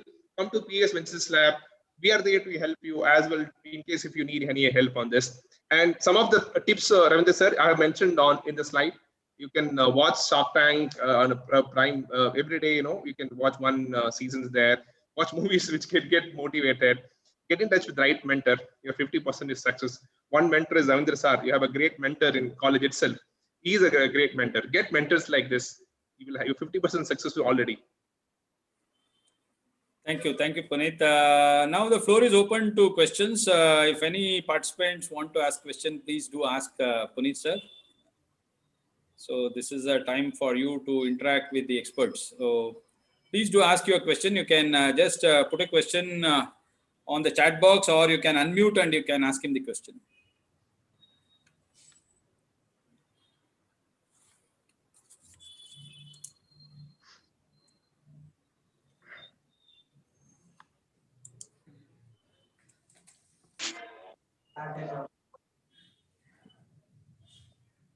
Don't feel shy. It's okay. If you think you want to ask question, go and ask question. Don't worry about it. Yeah, even it's a silly question also, go ahead. Okay. For you, it may be silly, but for the people who are thinking about entrepreneurship, right, it will be a very great question if you can convert it into a business model. So can I share 10 seconds of my experience of how I got funding? Please do. Okay. Same thing. I was feeling shy about my idea. About simple. The way you called us, I used to invite guest sessions for our colleges. I saw there is a gap in organizing this. So I went and pitched to VC saying that, I will take care of entire, from organizing orientation to placement assistance, everything. And I was hiding that industry expert sessions, there is a gap. Shall I look at this? I was hiding that. Can I sell that? Tell this. Finally asked, you have something which is very innovative. I said, sir, I don't know, is it a big idea or a good idea, but I have some idea. There's a huge gap in the tech industry. Can we do this? He said, Puneet, keep all these things. I'll invest on this. I was feeling so shy to share this idea. Because I shared, I got investment. Yeah, that's exactly right. Okay, many ventures which have been started, right? Those never lack the directions, especially. Yeah. So if you can bring it under a proper incubation center, or if you can speak to a mentor and get the ideas polished, right? I think that will be a great idea which can work out. So all simple things have become great things today. So whatever the social medias we are seeing today, it's all something which they developed it only for time pass, and today it has become a very big business model, and they have become one of the richest people in the world. Definitely the participants who are there, right, mostly the students who are there in this particular group.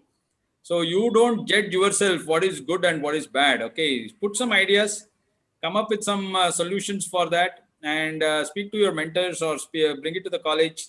So there is a new innovation team which will be set up, and you discuss with them and let them decide.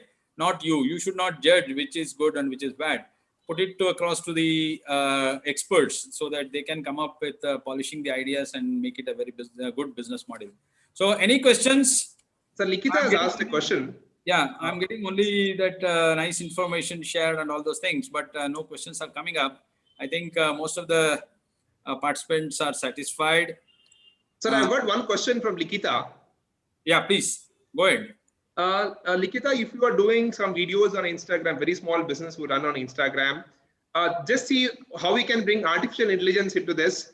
We can have a deep tech to understand this and profile the individuals and say to understand their behavior. One edtech company in the PVL is Consumer. They will be looking at profiling these consumers with the AI. If you look at that as in Instagram or a Facebook, by looking at the behavior of their post, if you can understand that and if you can profile, it's a great idea. Nikita, I hope I have answered your question. Good. I think we are coming to the end of the session. Hello. Yeah, sir. Tyagarajan, sir. Tyagarajan here, sir. Please, sir. Please, sir. So your presentation was very good. Thought-provoking. I learned a lot of things. I'm too small a person to ask you a question, but I'll make some observations. We have suggested for, NEP has suggested for multidisciplinary, multi-language, multi-sports, multiple arts. Where is the infrastructure? Where is the faculty? I'm telling everything, sir. Whatever you want to select, you can answer is only for clarification, that's all. We have a lot of difference between elite students and economically weaker section. These are varied. Some people get that facility or opportunity by spending more money. Others are deprived of. But they may be very intelligent. We are not able to identify them. And then, where is that? That is what CMA, our Kaushik was mentioning.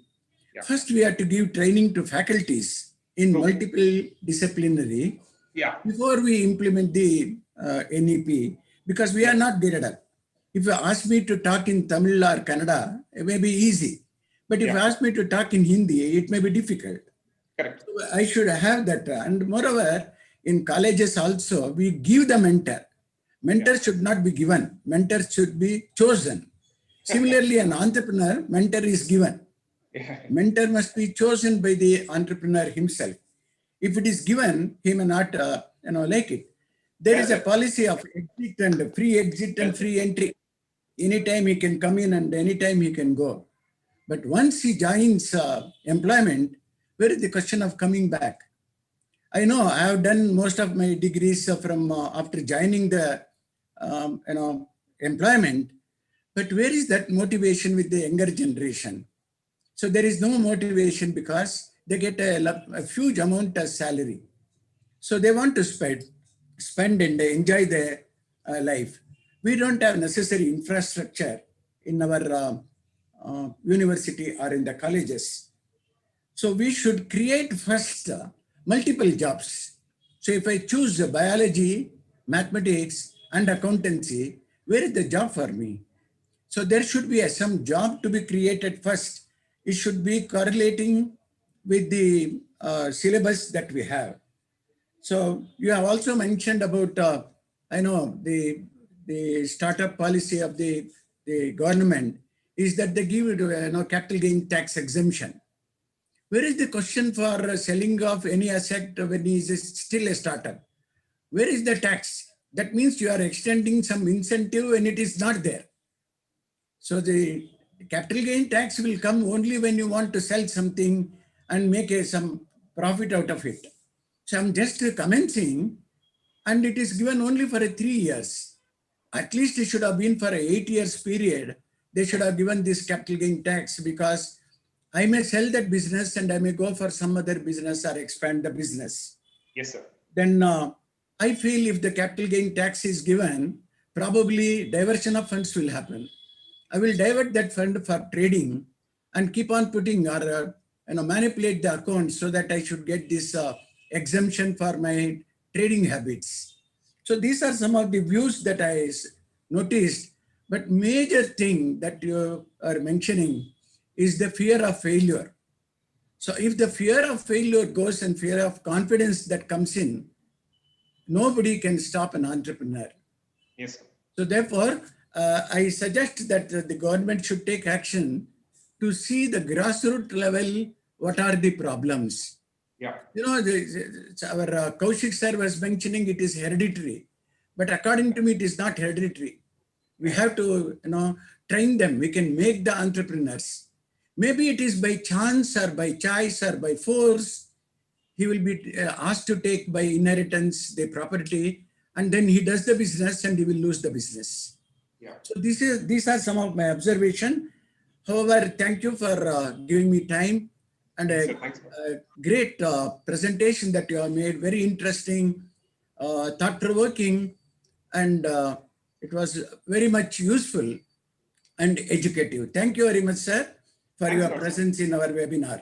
Thanks a lot, sir. Thank you. Thank you, sir. Thank you for your input, sir. Regarding this capital gains, I just want to give one clarification on what the capital gain tax they have talked about. Sir, the capital gain tax is not for startups. It is for angel investors who are investing in startups. But that is not clear in the startup policy. No, it's clear. Angel investors who are investing, right? For them, they will be considering the market value part and they will be investing, right? For that amount of difference, whatever is there between the face value and the market value. They will take back the money after 3 years only, no? No, for them, it's an investment, right? That investment is subject to capital gain tax. After 3 years. It's not for startups. It's for angel investors who are putting money in startups. Putting money, where is the question of capital gains? Yeah, it will come, right? Because the difference between the face value and the market value, that is the capital gains they are talking about. It is not given on investment, sir. It is given on sales. No. You should get a profit on sale of the investment. No. This particular thing, right? This is investment in the form of shares. Okay, so the book value, the difference between the book value and the face value and the market value of the shares which are getting into the investment, right? That difference, they will be treating it as a capital gains and they will be taxing it. In case of if you are putting that money in startups, right, that is being exempted. There is no capital gain tax, not on sale of any assets from startups and all those things. But the meaning under Income Tax Act is different. Yeah, no, this is income tax for the clarification. Yeah. So that is. Ravindra sir, just 10 seconds. Yeah. If some faculties want to get in touch with me, they can get in touch with me. In case if they want any help on the venture studios, I can help them with venture capitalists to create the venture studios in their institutions. They can approach me directly, sir. Okay, thank you, Puneet. Thank you for all participants, especially Tyagarajan sir, who enlightened us with a lot of inputs. And now over to Preeti Madam to conclude the session by giving the vote of thanks. Thank you, sir.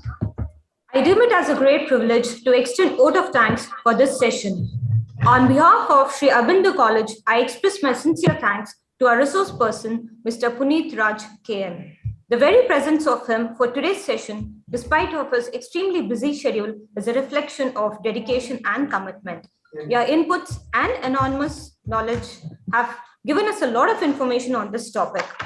Your inputs on education system with an example of Rahul and Surya was really interesting, sir. Sir, not to forget this, you mentioned Bangalore stands at a rank of 26th when it comes to startup initiatives. We, faculty here, pride ourselves as Bangaloreans. Thank you. You made our day, sir. I would like to take this opportunity to thank moderator of the session, CMA and Kaushik, sir, for his unstinted support and guidance. Your briefing on importance of creating employment opportunities, innovation center, importance of training and R&D added a lot to today's session. Thank you, sir. Thank you, madam. Thank you. I extend my gratitude to all the honorable members of RES for their constant support in motivating and organizing the webinar. Thank you all. I also like to thank our beloved principal, Dr. Shailaja M., who has always extended her support and guidance. Thank you, ma'am. I extend my gratitude to all the faculty members, menial staff, and technical staff of Sri Aurobindo College who have contributed to make today's program a successful one. Thank you all. Lastly, I extend my heartfelt thanks to all the participants for their presence. Thank you all. National Webinar Day 2 is scheduled tomorrow at 9:30 a.m. Link will be shared shortly in the WhatsApp groups. I request all the participants to join in 10 minutes prior. We will connect to you tomorrow. Till then, have a great and healthy day. Thank you all.